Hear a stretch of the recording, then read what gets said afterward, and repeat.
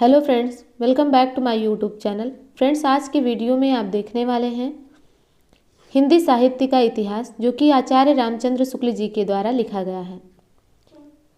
हिंदी साहित्य के इतिहास को आचार्य शुक्ल जी ने 4 खंडों में विभाजित किया है, जिसमें से हमने 3 खंड को समाप्त कर लिया है। आदिकाल, भक्तिकाल और रीतिकाल। ये तीनों हमने बहुत अच्छे तरीके से पढ़कर शुक्ल जी का इतिहास समाप्त कर लिया है। आज हम स्टार्ट करने वाले हैं आधुनिक काल, जिसमें से गद्य खंड के विषय में हम आज देखेंगे कि इन्होंने गद्य खंड में किन किन चीज़ों को सम्मिलित किया है। गद्य खंड का किस तरीके से इसके पहले क्या स्थिति रही, गद्य लिखने की क्या परंपरा रही और इसके बाद क्या सुधार आया, ये सब सारी चीज़ें हम इस खंड में देखेंगे। तो आधुनिक काल का नाम भी आचार्य शुक्ल जी ने ही दिया है, आधुनिक काल, जिसमें से इन्होंने गद्य खंड, पद्य खंड इस तरीके से डिवाइड किया है और गद्य खंड को भी कई प्रकरणों में विभाजित किया है। इन्होंने इसका समय संवत 1900 से 1925 माना है। आधुनिक काल गद्य खंड के अंतर्गत सामान्य परिचय, प्रकरण 1 में सामान्य परिचय हम पढ़ेंगे कि गद्य का विकास किस प्रकार हुआ है। इसके पहले ही हम शुक्ल जी के विषय वस्तु को देख लेते हैं कि शुक्ल जी ने अपने साहित्य के इतिहास में, हिंदी साहित्य के इतिहास में किन किन विषयों को शामिल किए, उस विषय वस्तु को हम देख लेते हैं। शुक्ल जी ने प्रकरण 1 सामान्य परिचय गद्य का विकास में, इसे भी इन्होंने 2 भागों में अपनी विषय वस्तु सम्मिलित किया है कि सबसे पहला है ब्रज भाषा गद्य और दूसरा है खड़ी बोली गद्य। तो ब्रज भाषा गद्य के विषय में हम देखते हैं कि उन्होंने क्या क्या सम्मिलित किया है। गोरखपंथी ग्रंथों की भाषा का स्वरूप लिया है और कृष्ण भक्ति शाखा के गद्य ग्रंथों की भाषा का स्वरूप, नाभादास के गद्य का नमूना, 19वीं शताब्दी में और उसके पूर्व लिखे गए अन्य गद्य के ग्रंथ, इन ग्रंथों की भाषा पर विचार, काव्यों की टीकाओं के ग्रंथ का स्वरूप। तो ब्रज भाषा में किस प्रकार गद्य का स्वरूप पहले रहा, इसके विषय में इन्होंने बताया है। इसके बाद खड़ी बोली गद्य का क्या स्वरूप रहा है, उसके विषय में किस प्रकार उसका आगे विकास हुआ है, इसके विषय में भी इन्होंने इस सामान्य परिचय के अंतर्गत गद्य खंड में बताया है। तो देखते हैं कि खड़ी बोली में क्या क्या चीज़ें इन्होंने सम्मिलित किया है शुक्ल जी ने। खड़ी बोली गद्य में है, सबसे पहला इन्होंने शिष्ट समुदाय में खड़ी बोली के व्यवहार का आरंभ बताया है। इसके बाद फारसी मिश्रित खड़ी बोली या रेखता में शायरी, उर्दू साहित्य का आरंभ कैसे हुआ, खड़ी बोली के स्वाभाविक देसी रूप का प्रसार, खड़ी बोली के अस्तित्व और उसकी उत्पत्ति के संबंध में भ्रम, इस भ्रम का क्या कारण रहा है, इसे बताया है। अपभ्रंश काव्य परंपरा में खड़ी बोली के प्राचीन रूप की झलक, संत कवियों की बानी की खड़ी बोली, गंग कवि के गद्य ग्रंथ में उसका स्वरूप, इस बोली का पहला ग्रंथकार, खड़ी बोली में पहला ग्रंथकार। इसके बाद पंडित दौलत राम के अनुवाद ग्रंथ में इसका रूप, मडोवर का वर्णन में इसका रूप, इसके प्राचीन कथित साहित्य का अनुमान, व्यवहार के शिष्ट भाषा के रूप में इसका ग्रहण, इसके स्वाभाविक रूप का मुसलमानी दरबारी रूप, उर्दू से भिन्नता, गद्य साहित्य में इसका प्रादुर्भाव और व्यापकता का कारण, जॉन गिल क्राइटिस द्वारा इसके स्वतंत्र अस्तित्व की स्वीकृति, गद्य की एक साथ परंपरा चलाने वाले 4 प्रमुख लेखक। 4 प्रमुख लेखकों में शुक्ल जी ने किन्हें किन्हें सम्मिलित किया है। मुंशी सदा सुखलाल और उनकी भाषा, दूसरे लेखक हैं ईसा अल्लाह खां और उनकी भाषा, तीसरे लेखक हैं लल्लू लाल और उनकी भाषा, और चौथे हैं सदल मिश्र और उनकी भाषा। और लल्लू लाल और उनकी भाषा से, सदा सुखलाल की भाषा से इनकी भाषा की भिन्नता भी बताई गई है। सदल मिश्र और लल्लू लाल की भाषा में क्या भिन्नता रही, इन दोनों की भिन्नता भी बताई है शुक्ल जी ने। इन चारों लेखकों की भाषा का सापेक्षिक महत्व क्या है, हिंदी में गद्य साहित्य परंपरा का प्रारंभ, और इस गद्य के प्रसार में ईसाइयों का क्या योग रहा है, ईसाई धर्म प्रचारकों की भाषा का रूप, मिशन सोसाइटी द्वारा प्रकाशित पुस्तकों की हिंदी, ब्रह्म समाज की स्थापना, राजा राम मोहन राय के वेदांत भाष्य से अनुवाद की हिंदी, उद्दंत मार्तंड पत्र की भाषा, अंग्रेजी शिक्षा का प्रसार, पूर्व की अदालती भाषा, अदालतों में हिंदी प्रवेश और उसका निष्कासन, उर्दू प्रसारण के कारण काशी और आगरे के समाचार पत्रों की भाषा, शिक्षा क्रम में हिंदी प्रवेश का विरोध, और इसके बाद है लास्ट कि हिंदी उर्दू के संबंध में गारसा द तासी का महत्व। तो शुक्ल जी ने प्रकरण 1 आधुनिक काल के प्रकरण 1 सामान्य परिचय में गद्य का विकास किस प्रकार से हुआ, इसके पहले की क्या स्थिति रही, कौन से ग्रंथ रहे, किन लेखकों ने गद्य में रचनाएं की, खड़ी बोली में कौन सी रचनाएं हुई, ब्रजभाषा गद्य में कौन सी रचनाएं हुई, ये सारी चीज़ें अपने विषय वस्तु में सम्मिलित किया है, जिसको हमने देखा। अब इसी को हम विस्तार रूप में पढ़ते हुए चलेंगे। शुक्ल जी आधुनिक काल के स्टार्टिंग में ही बताते हैं कि आधुनिक काल के पूर्व गद्य की क्या अवस्था रही है। तो देखते हैं हम कि गद्य की क्या अवस्था शुक्ल जी बता रहे हैं। आधुनिक काल के पूर्व हिंदी का अस्तित्व किस परिमाण और किस रूप में था, संक्षेप में इसका विचार कर लेना चाहिए। अब तक साहित्य की भाषा ब्रज भाषा ही रही, इसे सूचित करने की आवश्यकता नहीं। अतः गद्य की पुरानी रचना जो थोड़ी सी मिलती है वह ब्रज भाषा ही में, क्योंकि अभी तक आपने जो भी चीज़ें देखा, जिन लेखकों को आपने देखा, जिन कवियों को आपने देखा, उसमें से आपने लगभग देखा होगा कि ब्रज भाषा का प्राचुर्य उनकी रचनाओं में अधिक रहा है। तो इसीलिए बता रहे हैं शुक्ल जी कि अब तक साहित्य की जो भाषा थी वो ब्रज भाषा ही रही है, इसे सूचित करने की आवश्यकता नहीं। अतः गद्य की पुरानी रचना जो थोड़ी सी मिलती है वह ब्रज भाषा ही में।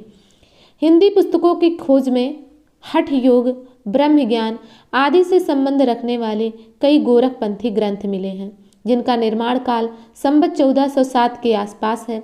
किसी किसी पुस्तक में निर्माण काल दिया हुआ है। एक पुस्तक गद्य में भी है जिसका लिखने वाला पूछिबा कहिबा आदि प्रयोगों के कारण राजपूताने का निवासी जान पड़ता है।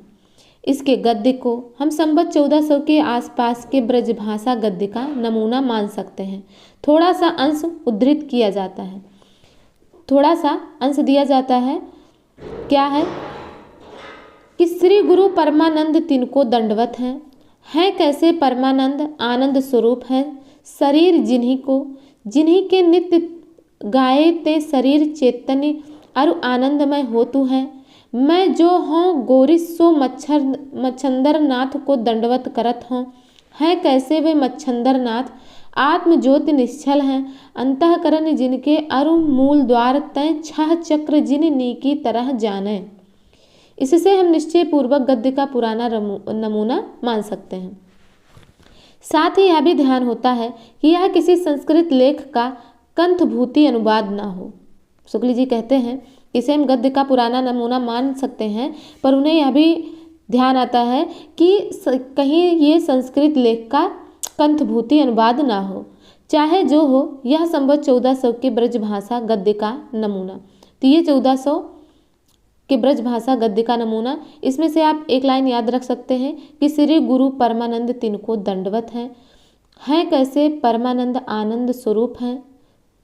तो इस लाइन को, इस पंक्ति को अगर आप याद रखेंगे तो कभी एग्जाम में अगर ये प्रश्न पूछा जाएगा तो आप निसंदेह इसका उत्तर अच्छे से दे सकते हैं कि ये गद्य भाषा का पुराना नमूना है जो 1400 के आसपास की रचना मानी जा रही। आगे है ब्रजभाषा गद्य।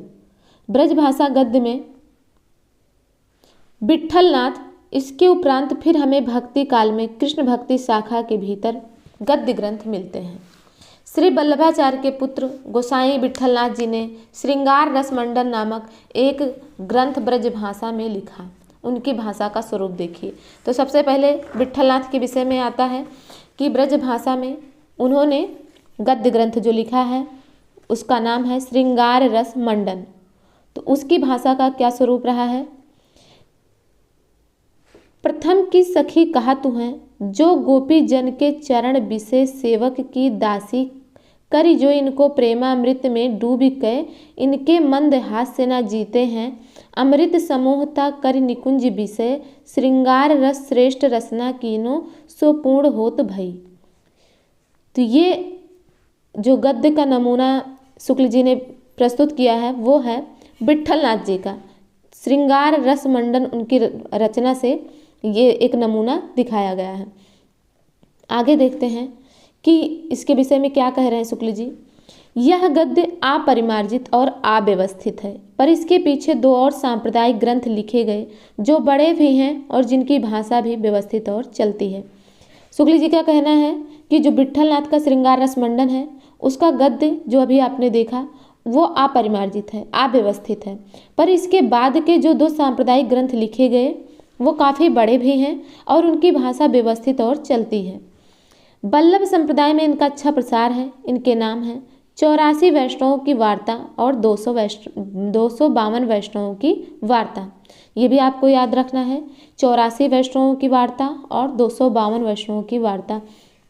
ये काफ़ी पुराने सांप्रदायिक ग्रंथ हैं जिसमें जो है भाषाएं व्यवस्थित और चलती है। इनमें से प्रथम आचार्य श्री वल्लभाचार्य जी के पौत्र गोसाई विट्ठलनाथ जी के पुत्र गोसाई गोकुलनाथ जी की लिखी कही जाती है, यानी 84 वैष्णवों की वार्ता गोकुलनाथ जी की लिखी मानी जाती है, पर गोकुलनाथ जी के किसी शिष्य की लिखी जान पड़ती है क्योंकि इसमें गोकुलनाथ जी का कई जगह बड़े भक्ति भाव से उल्लेख है।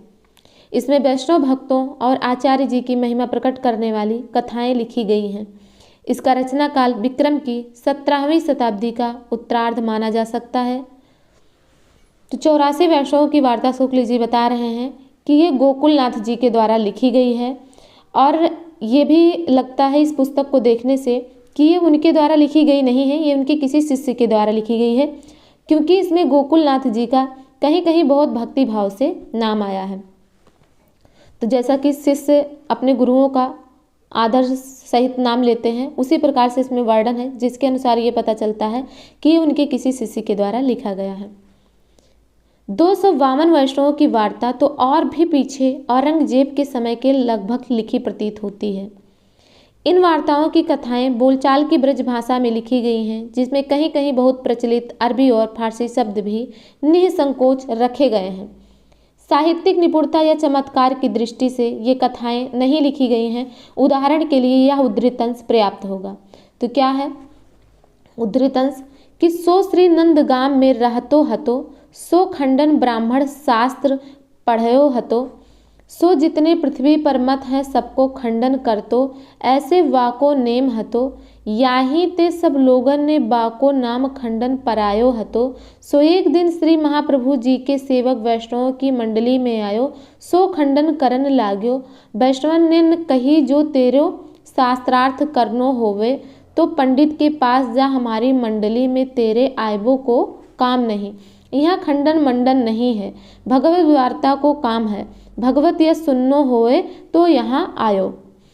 तो इस प्रकार से आपने देखा होगा कि जो इसके पहले दो गद्य का नमूना पढ़ा होगा उसमें से आपको अर्थ निकालना काफ़ी मुश्किल काम है, पर इसे जब आप पढ़ रहे होंगे तो इसमें से कुछ ना कुछ आपको अर्थ समझ में आ रहा होगा कि ये क्या कहा जा रहा है। तो इस प्रकार से इसे व्यवस्थित और गद्य का चलती रूप शुक्ल जी ने बताया। आगे हम नेक्स्ट देखेंगे नेक्स्ट कवि नाभादास जी को। नाभादास जी इन्होंने भी संवत 1660 के आसपास अष्टयाम नामक एक पुस्तक ब्रज भाषा में लिखी, जिसमें भगवान राम की दिनचर्या का वर्णन है। भाषा इस ढंग की है। तो नाभादास जी के अष्टयाम के विषय में अब बात हो रही कि उसमें कैसी भाषा है। उसका नमूना है कि तब श्री महाराज कुमार प्रथम वशिष्ठ महाराज के चरण छुए प्रणाम करत भय, फिर ऊपर वृद्ध समाज तिनको प्रणाम करत भय, फिर श्री राजाधिराज जू को जोहार करके श्री महेंद्र नाथ दशरथ जू निकट बैठते भय। तो ये अष्टयाम में जो गद्य है उसका एक छोटा सा नमूना दिया गया कि उसमें किस प्रकार से भाषा लिखी गई है, जो गद्य का रूप है उसमें किस प्रकार से है। आगे हम नेक्स्ट देखेंगे। नेक्स्ट लेखक बैकुंठमणि शुक्ल। बैकुंठमणि शुक्ल इनका संवत 1680 के लगभग माना जाता है समय, जो ओरछा के महाराज जसवंत सिंह के यहाँ थे। ब्रज भाषा गद्य में इन्होंने रचना लिखी है अगहन महात्म्य और बैसाख महात्म्य नाम की दो छोटी छोटी पुस्तकें लिखी। द्वितीय के संबंध में वे लिखते हैं देखिए इनकी रचना क्या है वैकुंठमणि शुक्ल की, अगहन महात्म्य और वैशाख महात्म्य, तो ये भी आपको याद रखना है। तो क्या लिखते हैं कि सब देवतन की कृपा ते वैकुंठमणि शुक्ल श्री महारानी चंद्रावती के धर्म पढ़वे के अर्थ यह जस रूप ग्रंथ वैशाख महात्म भाषा करत भय। एक समय नारद जो ब्रह्मा की सभा से उठ के सुमेर पर्वत को गए। तो ये इनका नमूना है जो कि अष्टयाम में वैशाख महात्म्य में जो कि लिखा गया है। ब्रजभाषा गद्य में लिखा एक नासिकेतोपाख्यान मिला है जिसके कर्ता का नाम ज्ञात नहीं है। समय संवत 1760 के उपरांत है, भाषा व्यवस्थित है। तो ये रहा वैशाख महात्म्य का। और इसके बाद हम देख रहे हैं नासिकेतोपाख्यान। इसमें ब्रजभाषा का क्या नमूना है उसे देखते हैं कि हे ऋषि स्वरों और सुनो, मैं देखो हैं सो कहूँ, काले वर्ण महादुख के रूप जम किंकर देखे, सर्प बिच्छू रीछ व्याघ्र सिंह बड़े बड़े ग्रंथ देखे, पंथ में पाप कर्मी को जमदूत चलाई के मुदगर और लोहे के दंड कर मार देते हैं, आगे और जीवन को त्रास देते देखे हैं, सुमेरो रोम रोम खरो होत हैं। तो ये नासिकेतोपाख्यान गद्य का रूप जो कि 1760 के आसपास की रचना है उसका रूप है। तो आपने देखा कि अष्टयाम, इसके बाद वैशाख महात्म्य, अगहन महात्म्य का एक नमूना, फिर इसके बाद आप नासिकेतोपाख्यान का नमूना देख रहे हैं कि इसमें कितनी सिमिलरिटी होती जा रही। आगे हम नेक्स्ट कवि को देखेंगे सूरती मिश्र। नेक्स्ट लेखक हैं सूरती मिश्र। इन्होंने संवत 1767 में संस्कृति से कथा लेकर बैताल पचीसी लिखी, जिसको आगे चलकर लल्लू लाल ने खड़ी बोली हिंदुस्तानी में किया। जयपुर नरेश सवाई प्रताप सिंह की आज्ञा से लाला हीरा लाल ने संवत 1852 में आईने अकबरी की भाषा वचनिका नाम की एक बड़ी पुस्तक लिखी। तो इसमें से दो पुस्तकों का नाम आया है, इसे आप याद रखिए कि सूरत मिश्र ने बैताल पचीसी लिखी और लल्लू लाल ने इसे खड़ी बोली हिंदुस्तानी में ट्रांसलेट किया। आगे देखेंगे कि जयपुर नरेश सवाई प्रताप सिंह की आज्ञा से लाला हीरा लाल ने आईने अकबरी की भाषा वचनिका नाम की एक बड़ी पुस्तक लिखी। भाषा इसकी बोलचाल की है जिसमें अरबी फारसी के कुछ बहुत चलते शब्द भी हैं।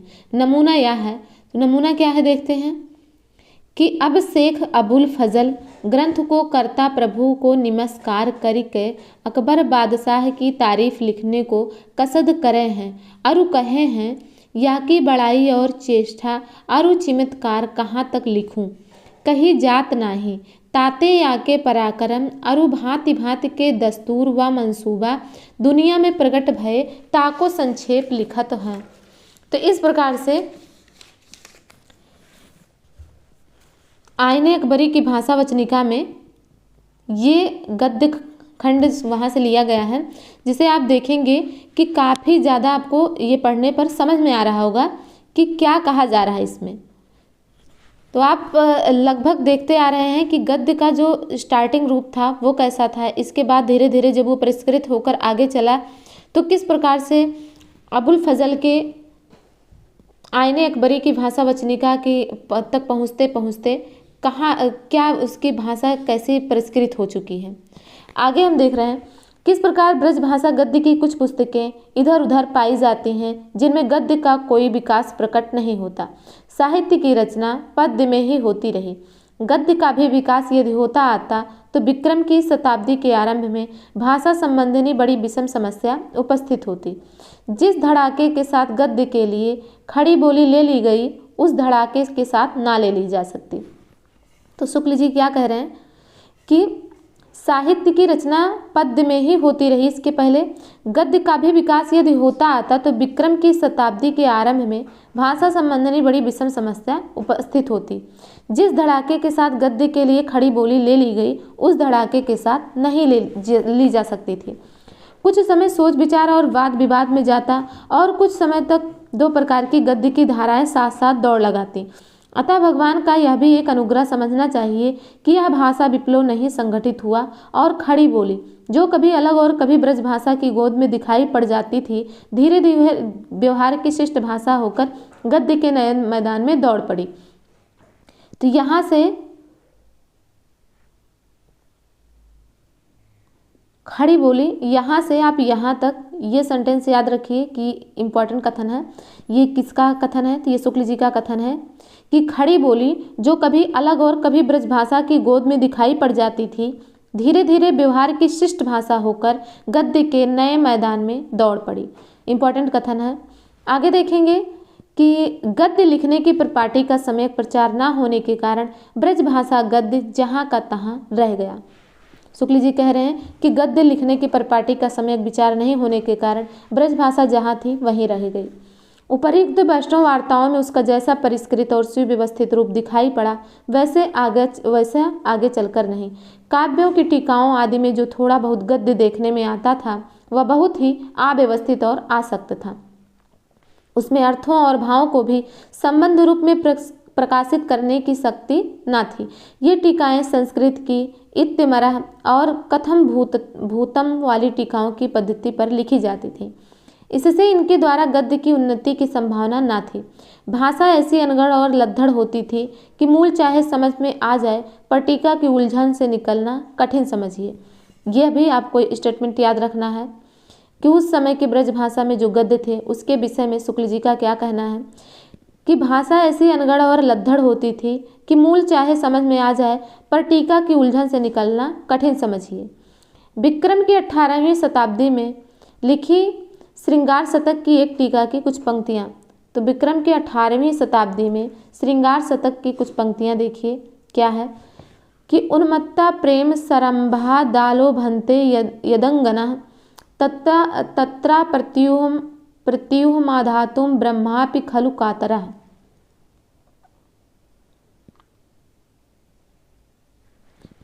अंगना जो है स्त्री सु प्रेम के अति आवेश कर जो कार्य करन चाहत हैं ता कार्य विषय ब्रह्माऊ प्रत्युहम आधातुम अंतराऊ कीबे कहाँ कातर कायरू हैं कायरू कहावे असमर्थ जो कुछ स्त्री करावे चाहे सु अवश्य करहि ताको अंतराऊ ब्रह्मा पह न करयो जाय और की कीतिक बात।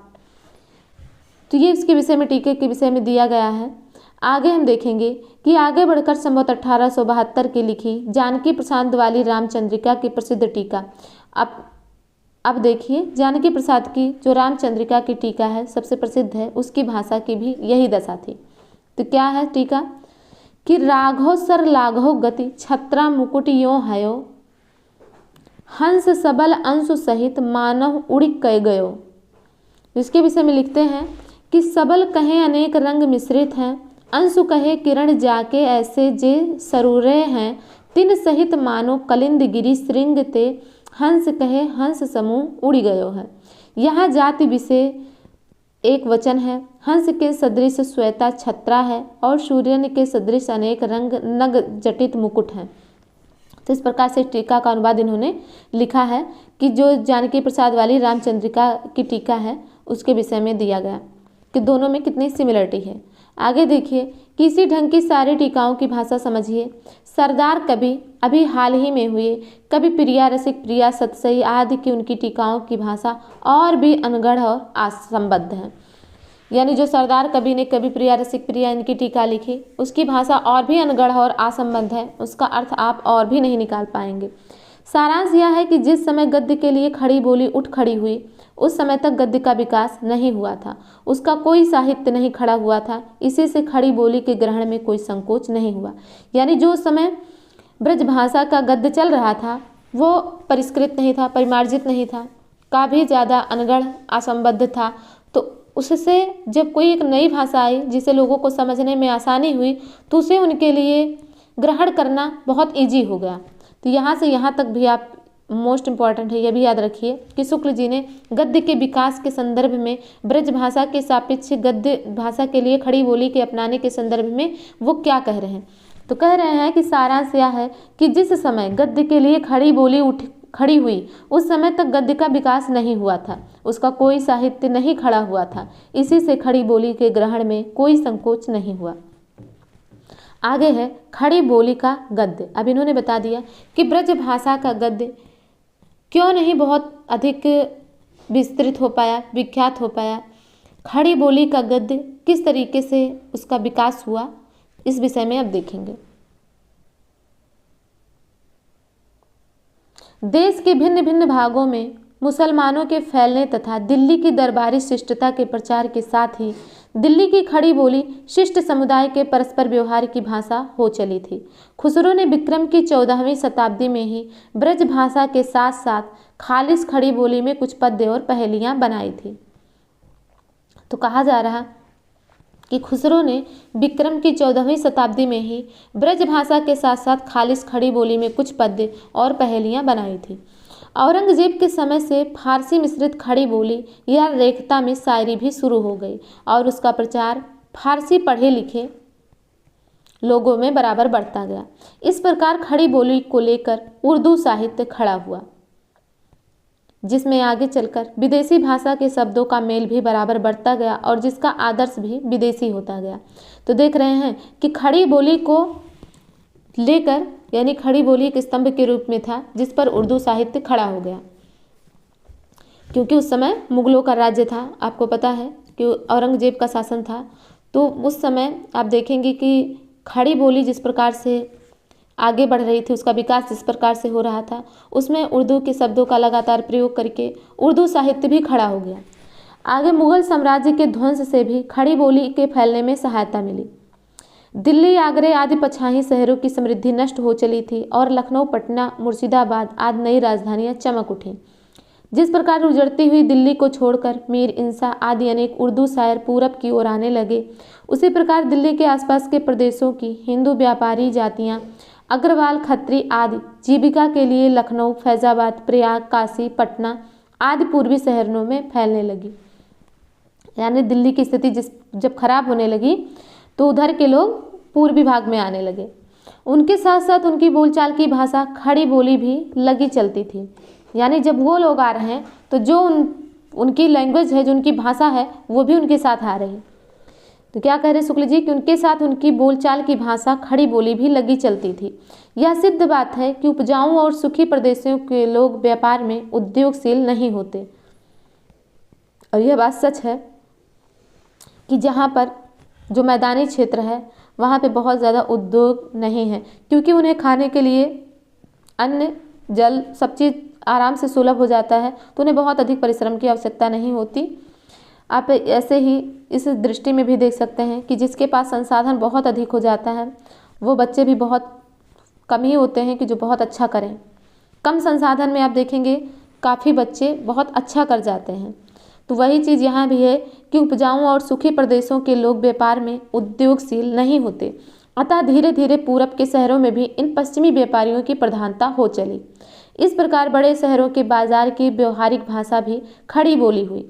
यानी जब वो उधर से दिल्ली के साइड से व्यापारी आने लगे तो अपने साथ अपनी लैंग्वेज भी लेके आए, अपनी लैंग्वेज में ही बात करते। तो जो शहरों की भाषा होती चली गई, जब व्यापारी आप जिसके पास जा रहे हैं सामान लेने के लिए, तो वो उनका क्या, उनका लैंग्वेज अगर अलग है तो उसी मार्केट में रहते रहते आप भी उनकी ही लैंग्वेज को बोलना स्टार्ट कर देते हैं। तो वही बात यहाँ रही कि इनकी जो व्यवहारिक भाषा थी वो खड़ी बोली हो गई। यह खड़ी बोली असली और स्वाभाविक भाषा थी। मौलवियों और मुंशियों की उर्दू ये मुअल्ला नहीं, यह अपने ठेठ रूप में बराबर पछाह से आई जातियों के घर में बोली जाती है।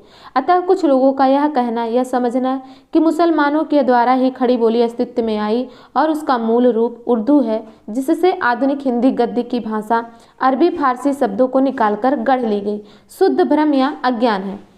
जैसा कि शुक्ल जी ने अपनी विषय वस्तु में ही सम्मिलित किया है कि गद्य का भाषा जो हिंदी है, खड़ी हिंदी है, उसके विषय में भ्रम क्या है। तो उस विषय में यहाँ पर शुक्ल जी बताते हैं कि कुछ लोगों का यह कहना या समझना कि मुसलमानों के द्वारा ही खड़ी बोली अस्तित्व में आई और उसका मूल रूप उर्दू है, जिससे आधुनिक हिंदी गद्य की भाषा अरबी फारसी शब्दों को निकाल कर गढ़ ली गई, शुद्ध भ्रम या अज्ञान है। इस भ्रम का कारण यही है कि देश के परंपरागत साहित्य की जो संवत 1900 के पूर्व तक पद्यमय ही रहा, भाषा ब्रज भाषा ही रही और खड़ी बोली वैसे ही कोने में पड़ी रही जैसे और प्रांतों की बोलियां। साहित्य या काव्य में उसका व्यवहार नहीं हुआ। तो देख रहे हैं कि इस भ्रम का कारण भी बता रहे हैं शुक्ल जी कि जैसा कि कुछ लोगों का कहना है कि जो उर्दू साहित्य है उसमें से अरबी फारसी इन्हें निकाल कर खड़ी बोली रूप दे दिया गया, पर ये वो बता रहे हैं कि ये भ्रम ही है। ऐसा लोग इसलिए सोच रहे हैं क्योंकि 1900 के पूर्व तक जो साहित्य का क्षेत्र था वो ब्रज भाषा था, लैंग्वेज उसकी ब्रज भाषा थी और वो पद्य था, पद्य में लिखा जा रहा था। तो खड़ी बोली जो थी वैसे ही कोने में पड़ी रही जैसे और प्रांतों की बोलियाँ। जैसे हमारी लोकल लैंग्वेज होती है उसमें कोई साहित्य बहुत कम ही लोकल लैंग्वेज में लिखी जाती है, वैसे ही खड़ी बोली भी पड़ी थी। साहित्य या काव्य में उसका कोई व्यवहार नहीं हो रहा था। तो यहाँ से यहाँ तक भी आपका ये कथन शुक्ल जी का इम्पोर्टेंट कथन है, इसे भी आप याद रखिए।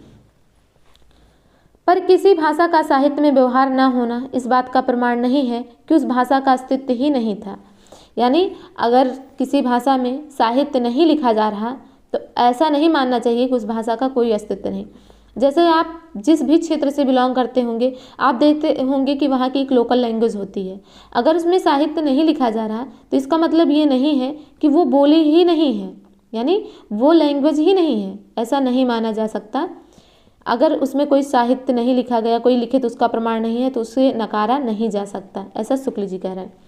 उर्दू का रूप प्राप्त होने के पहले भी खड़ी बोली अपने देसी रूप में वर्तमान थी और अब भी बनी हुई है। साहित्य में भी कभी कभी कोई इसका व्यवहार कर देता था या दिखाया जा चुका है, यानी कभी कभी साहित्य में भी खड़ी बोली का व्यवहार हो जाता था, जैसा कि इसके पहले कई हमने गद्य का नमूना खड़ी बोली में भी देखा। आगे है कि भोज के समय से लेकर हम्मीर देव के समय तक अपभ्रंश काव्यों की जो परंपरा चलती रही उसके भीतर खड़ी बोली के प्राचीन रूप की भी झलक अनेक पद्यों में मिलती है। अब शुक्ल जी बता रहे हैं कि भोज के समय से लेकर हम्मीर देव के समय तक अपभ्रंश काव्यों की जो परंपरा चलती रही उसके भीतर भी खड़ी बोली के प्राचीन रूप की भी झलक आपको मिल जाएगी, वो पद्य में मिलेगी। जैसे क्या है कि भला हुआ जो मारिया बहिड़ी मारा कंतु, भला हुआ जो मारिया बहिड़ी मारा कंतु, अड़ बिही पत्ती नहीं जलू तो बिन बूहा हथ।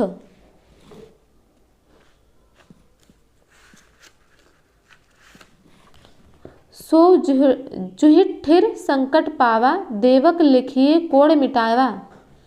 तो इस प्रकार से ये कई पंक्तियां दी गई हैं जो कि अपभ्रंश काव्यों की शुक्ल जी बता रहे हैं कि अपभ्रंश काव्यों में जो कुछ खड़ी हिंदी का व्यवहार हुआ है उसका कुछ नमूना इन्होंने दिखाया है। आगे हम देखते हैं कि इसके उपरांत, ये तो आदिकाल की बात रही, इसके उपरांत भक्ति काल के आरंभ में निर्गुण धारा के संत कवि जिस प्रकार खड़ी बोली का व्यवहार अपनी सदुक्कड़ी भाषा में किया करते थे उसका उल्लेख भक्ति काल के भीतर तो हो चुका है। पर कबीरदास का एक वचन देखिए कि क्या है कि कबीर मन निर्मल भया जैसा गंगा नीर, कबीर मन निर्मल भया जैसा गंगा नीर, कबीर कहता जात हूँ सुनत है सब कोई, राम कहे भला होएगा नहींतर भला न होए। तो इस प्रकार से ये कबीरदास की पंक्तियां हैं कि इसमें निर्गुण धारा के अंतर्गत कबीरदास जी जो कि भक्ति काल में कुछ खड़ी बोली का शब्द लेकर चल रहे हैं, तो उसमें भी किस प्रकार रचनाएं भक्ति काल में हुई हैं खड़ी बोली में, इसका कुछ नमूना शुक्ल जी दिखा रहे हैं कि आधुनिक काल तक पहुँचने के पहले भी खड़ी बोली का कुछ न कुछ साहित्यिक रूप था, ऐसा नहीं है कि वो उर्दू से निकल के आई है। आगे कबीरदास की एक आध पंक्तियाँ और दी गई हैं कि राम कहे भला होएगा नहींतर भला न होए। आगे है कि आऊँगा न जाऊँगा मरूंगा न जीऊँगा। जैसा कि ये शब्द आपको पढ़कर ही लग रहा होगा कि ये अभी के शुद्ध हिंदी जो बोली जा रही खड़ी बोली जो खड़ी हिंदी है उसके काफ़ी ज़्यादा करीब है। आऊँगा न जाऊँगा मरूंगा न जीऊँगा गुरु के शब्द रम रम रहूँगा, ये है कबीरदास की पंक्ति। अकबर के समय में गंग कवि ने चंद छंद वर्णन की महिमा नामक एक गद्य पुस्तक खड़ी बोली में लिखी, उसकी भाषा का नमूना देखिए। तो अब बताया जा रहा है कि अकबर के समय में गंग कवि ने चंद छंद वर्णन की महिमा में भी खड़ी बोली का प्रयोग किया था। उसका नमूना है कि सिद्ध श्री 108 श्री श्री पातशाही जी श्री दलपति जी अकबर शाह जी आम खास में तखत ऊपर विराजमान हो रहे और आम खास भरने लगा है, जिसमें तमाम उमराव आए आए कुर्निश बजाए जुहार करके अपनी अपनी बैठक पर बैठ जाया करें, अपनी अपनी मिसल से। जिनकी बैठक नहीं सो रेशम के रस्मे में रेशम की लूमें पकड़ के खड़े ताजीम में रहे। इतना सुन के पातशाही जी, श्री अकबर शाह जी आध सेर सोना नरहर दास चारण को दिया। इनके 1.5 सेर सोना हो गया। रास वंचना पूरन भया, आम खास बरखास हुआ। तो ये 2 गद्य का नमूना दिखाया जा रहा है कि जो कि गंग कवि के द्वारा चंद छंद वर्णन की महिमा में लिखा गया है। शुक्ल जी कहते हैं कि इस अवतरण से स्पष्ट लगता है कि अकबर और जहांगीर के समय में खड़ी बोली भिन्न भिन्न प्रदेशों में शिष्ट समाज के व्यवहार की भाषा हो चली थी। यह भाषा उर्दू नहीं कही जा सकती। यह हिंदी खड़ी बोली है। यद्यपि पहले से साहित्य भाषा के रूप में स्वीकृत न होने के कारण इसमें अधिक रचना नहीं पाई जाती, पर यह बात नहीं है कि इसमें ग्रंथ लिखे नहीं जाते थे। दिल्ली राजधानी होने के कारण जब से शिष्ट समाज के बीच इसका व्यवहार बढ़ा, तभी से इधर उधर कुछ पुस्तकें इस भाषा के गद्य में लिखी जाने लगी। तो आप देखेंगे कि शुक्ल जी कह रहे हैं कि ऐसा नहीं है कि पहले गद्य खड़ी बोली का प्रयोग गद्य के साहित्य में नहीं होता था, लेकिन उसके पाठक कम होने से, उसको स्वीकृति ज़्यादा ना होने की वजह से वो काफ़ी दबी हुई पड़ी रह गई। आगे है, विक्रम संवत 1798 में राम प्रसाद निरंजनी ने भाषा योग वशिष्ठ, इनकी इस पुस्तक का नाम भी एग्जाम में खूब पूछा जाता है कि आप यह भी याद रखिए कि भाषा योग वशिष्ठ राम प्रसाद निरंजनी की पुस्तक है। तो विक्रम संवत 1798 में राम प्रसाद निरंजनी ने भाषा योग वशिष्ठ नाम का ग्रंथ साफ सुथरी खड़ी बोली में लिखा। ये पटियाला दरबार में थे और महारानी को कथा बाँचकर सुनाया करते थे। इनके ग्रंथ देखकर यह स्पष्ट हो जाता है कि मुंशी सदा सुख और लल्लू लाल से 62 वर्ष पहले खड़ी बोली का गद्य अच्छे परिमार्जित रूप में पुस्तकें आदि लिखने में व्यवहृत होता था। अब तक पाई गई पुस्तकों में यह भाषा युग वशिष्ठ ही सबसे पुराना है, जिसमें गद्य अपने परिष्कृत रूप में दिखाई पड़ता है। जब तक और कोई पुस्तक इससे पुरानी ना मिले, तब तक इसी को परिमार्जित गद्य की प्रथम पुस्तक और राम प्रसाद निरंजनी को प्रथम प्रौढ़ गद्य लेखक मान सकते हैं। मोस्ट इम्पॉर्टेंट है कि शुक्ल जी के अनुसार क्या है, गद्य की सबसे परिमार्जित जो पुस्तक है वो भाषा योग वशिष्ठ है, और जो गद्य के प्रौढ़ लेखक हैं वो राम प्रसाद निरंजनी हैं। ये मोस्ट इम्पॉर्टेंट कथन है शुक्ल जी का। भाषा योग के वशिष्ठ के 2 उदाहरण दिए जा रहे हैं। तो 2 उदाहरण कौन कौन से हैं? पहला है कि प्रथम पर ब्रह्म परमात्मा का नमस्कार है, जिससे सब भासते हैं और जिसमें सब लीन और स्थित होते हैं। जिस आनंद के समुद्र के कण से संपूर्ण विश्व आनंदमय है, जिस आनंद से सब जीव जीते हैं। अगस्त जी के शिष्य सुतीक्षण के मन में एक संदेह पैदा हुआ, तब वह उसके दूर करने का कारण अगस्त मुनि के आश्रम को जो विधि सहित प्रणाम करके बैठे और विनती कर प्रश्न किया है कि हे भगवान, आप सब तत्वों शास्त्रों के जाननहारे हो, मेरे एक संदेह को दूर करो। मोक्ष का कारण कर्म है कि ज्ञान है, अथवा दोनों है, समझाए कि कहो। इतना सुन अगस्त मुनि बोले कि हे ब्राह्मण, केवल कर्म से मोक्ष नहीं होता और न केवल ज्ञान से मोक्ष होता। मोक्ष दोनों से प्राप्त होता है। कर्म से अंतःकरण शुद्ध होता, मोक्ष नहीं होता, और अंतःकरण की शुद्धि बिना केवल ज्ञान से मुक्ति नहीं होती। तो ये जो है भाषा योग वशिष्ठ का उदाहरण है। एक उदाहरण और शुक्ल जी ने लिया है भाषा योग वशिष्ठ का कि हे राम जी, जो पुरुष अभिमानी नहीं है वह शरीर के इष्ट अनिष्ट में राग द्वेष नहीं करता, क्योंकि उसका शुद्ध वासना है। मलिन वासना जन्मों का कारण है। ऐसी वासना को छोड़कर जब तुम स्थित होगे, तब तुम कर्ता होते हुए भी निर्लेप रहोगे, और हर्ष शोक आदि विकारों से जब तुम अलग रहोगे, तब बीत राग भय क्रोध से रहित रहोगे। जिसने आत्मतत्व पाया है वह जैसे स्थित हो वैसे तुम भी स्थित हो। इसी दृष्टि को पाकर आत्मतत्व को देखो, तब विगत ज्वर होंगे, और आत्मपद को पाकर फिर जन्म मरण के बंधन में न आओगे। शुक्ल जी कहते हैं कि कैसे श्रृंखलाबद्ध साधु और व्यवस्थित भाषा है। ये कथन उन्होंने राम प्रसाद निरंजनी के योग वशिष्ठ के लिए कहा है कि कैसी श्रृंखलाबद्ध साधु और व्यवस्थित भाषा है। इसके पीछे संवत 1818 में बसवा मध्य प्रदेश निवासी पंडित दौलत राम ने हर्षेणाचार्य कृत जैन परिपुराणम का भाषानुवाद किया, जो 700 पृष्ठों से ऊपर का एक बड़ा ग्रंथ है।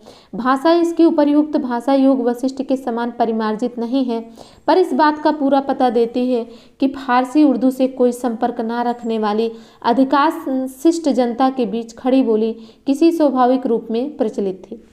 मध्य प्रदेश पर फारसी या उर्दू की तालीम कभी नहीं लादी गई थी और जैन समाज, जिनके लिए यह ग्रंथ लिखा गया, बराबर व्यापार से संबंध रखने वाला समाज रहा है। खड़ी बोली को मुसलमानों द्वारा जो रूप दिया गया है, उससे सर्वथा स्वतंत्र वह अपने प्रकृत रूप में भी 200-250 वर्ष से लिखने पढ़ने के काम में आ रही। यह बात भाषा योग वशिष्ठ और परिपुराण अच्छी तरह प्रमाणित करते हैं। यह कहने की गुंजाइश अब जरा भी नहीं रही कि खड़ी बोली गद्य की परंपरा अंग्रेजी की प्रेरणा से चली। परिपुराण की भाषा का स्वरूप यह है। तो परिपुराण भाषा की क्या स्वरूप है?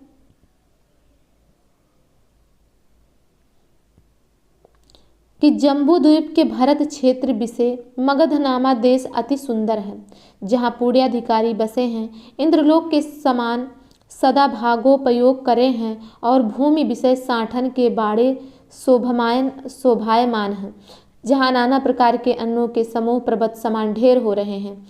आगे चलकर संवत 1830 और 1840 के बीच राजस्थान के किसी लेखक ने मंडोर का वर्णन लिखा, जिसकी भाषा साहित्य की नहीं साधारण बोलचाल की है। तो राजस्थान के किसी लेखक ने मंडोर का वर्णन किया है, उसकी भाषा हम देखते हैं कि क्या है। कि अवल में मांडव ऋषि का आश्रम था, इस सबब से इस जगह का नाम मांडव्याश्रम हुआ। इस लफ्ज़ का बिगड़कर मंडोर हुआ, मंडोर का आश्रम। ऊपर जो कहा गया है कि खड़ी बोली का ग्रहण देश की परंपरागत साहित्य में नहीं हुआ था, उसका अर्थ यहाँ स्पष्ट कर देना चाहिए कि उक्त कथन में साहित्य से अभिप्राय लिखित साहित्य का है, कथित या मौखिक का नहीं। कोई भाषा हो, उसका कुछ न कुछ साहित्य अवश्य होता है, चाहे वह लिखित ना हो, श्रुति परंपरा द्वारा ही चला आता हो। अतः खड़ी बोली के भी कुछ गीत, कुछ पद्य, कुछ तुकबंदियाँ खुसरो के पहले से अवश्य चली आती होंगी। खुसरो की सी पहेलियाँ दिल्ली के आसपास प्रचलित थीं, जिनके नमूनों पर खुसरो ने अपनी पहेलियाँ या मुकरियाँ कहीं। हाँ, फारसी पद्य में खड़ी बोली को ढालने का प्रयत्न प्रथम ही कहा जा सकता है खुसरो के। शुक्ल जी कह रहे हैं कि खुसरो ने जो खड़ी बोली में पहेलियाँ मुकरियाँ कही हैं, तो वो भी इसके पहले भी कुछ न कुछ प्रचलित मुहावरे उक्तियाँ कही जा रही होंगी, जिससे उन्होंने अपनी पहेलियाँ और मुकरियाँ कही हैं। तो शुक्ल जी मानते हैं कि फारसी पद्य में खड़ी बोली को ढालने का प्रयत्न खुसरो जी के द्वारा ही पहले कहा जा सकता है।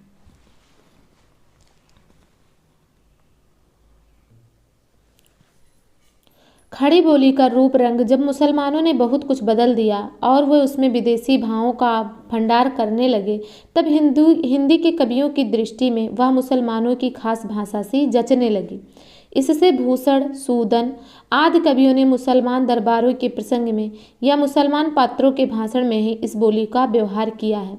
पर जैसा कि अभी दिखाया जा चुका है, मुसलमानों के दिए हुए कृत्रिम रूप से स्वतंत्र खड़ी बोली का स्वाभाविक देसी रूप भी देश के भिन्न भिन्न भागों में पछाड़ के व्यापारी आदि के साथ फैल रहा था। उसके प्रचार और उर्दू साहित्य के प्रचार से कोई संबंध नहीं। धीरे धीरे यह खड़ी बोली व्यवहार की सामान्य शिष्ट भाषा हो गई। जिस समय अंग्रेजी राज्य भारत में प्रतिष्ठित हुआ, उस समय सारे उत्तरी भारत में खड़ी बोली व्यवहार की शिष्ट भाषा हो चुकी थी। तो क्या कहा जा रहा है कि जिस समय अंग्रेजी राज्य भारत में प्रतिष्ठित हुआ, उस समय उत्तरी भारत में खड़ी बोली का व्यवहार शिष्ट भाषा हो चुकी थी। जिस प्रकार उसके उर्दू कहलाने वाले कृत्रिम रूप का व्यवहार मौलवी, मुंशी आदि फारसी तालीम पाए हुए कुछ लोग करते थे, उसी प्रकार उसके असली स्वाभाविक रूप का व्यवहार हिंदू साधु, पंडित, महाजन आदि अपने शिष्ट भाषण में करते थे। जो संस्कृत पढ़े लिखे या विद्वान होते थे, उनकी बोली में संस्कृत के शब्द भी मिले रहते थे।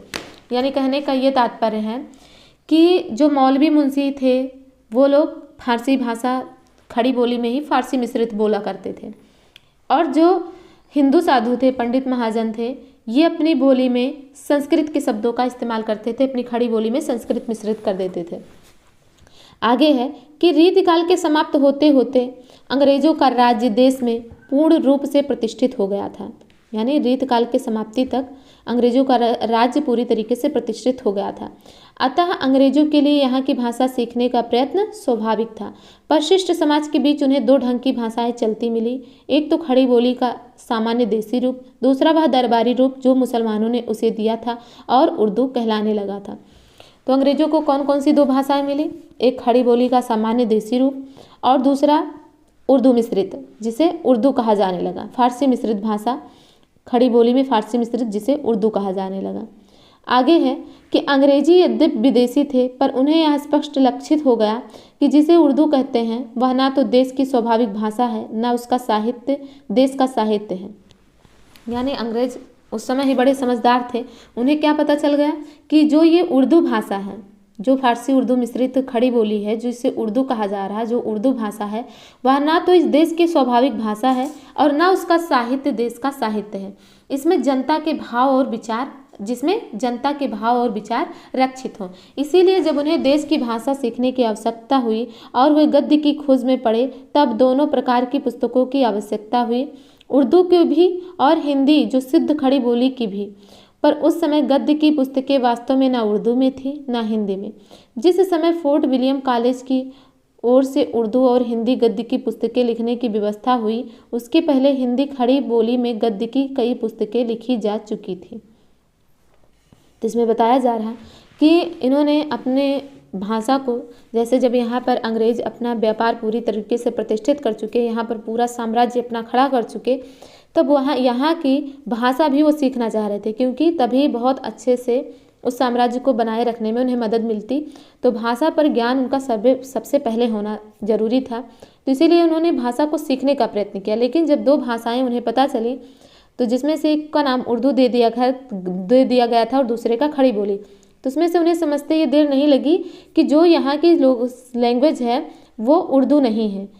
तो इसके संदर्भ में उन्होंने क्या किया, फोर्ट विलियम कॉलेज की स्थापना की, जहाँ से उर्दू में भी गद्य लिखा जाने लगा और हिंदी में भी।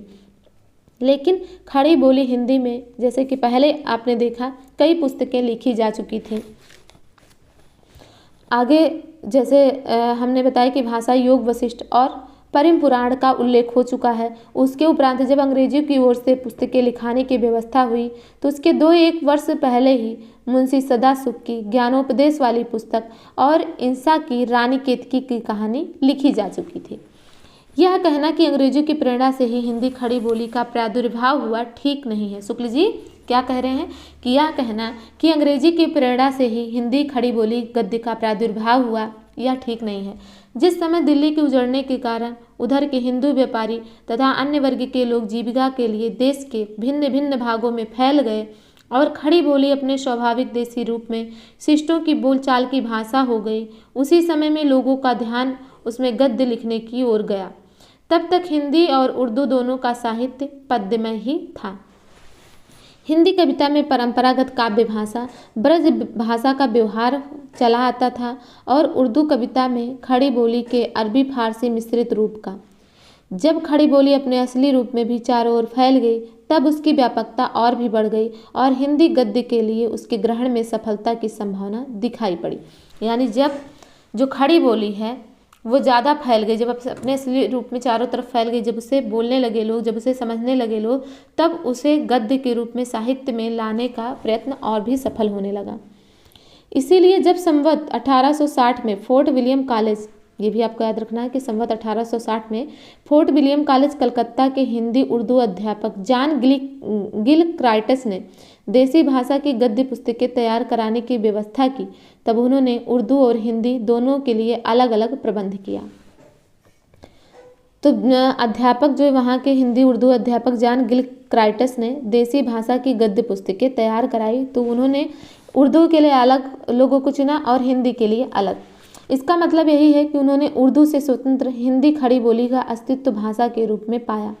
जब उन्होंने देखा होगा जॉन गिलक्राइटिस ने कि दोनों अलग अलग लैंग्वेज हैं, तभी तो उन्होंने प्रबंध किया होगा दोनों के लिए अलग अलग गद्य की पुस्तकें लिखाने के लिए।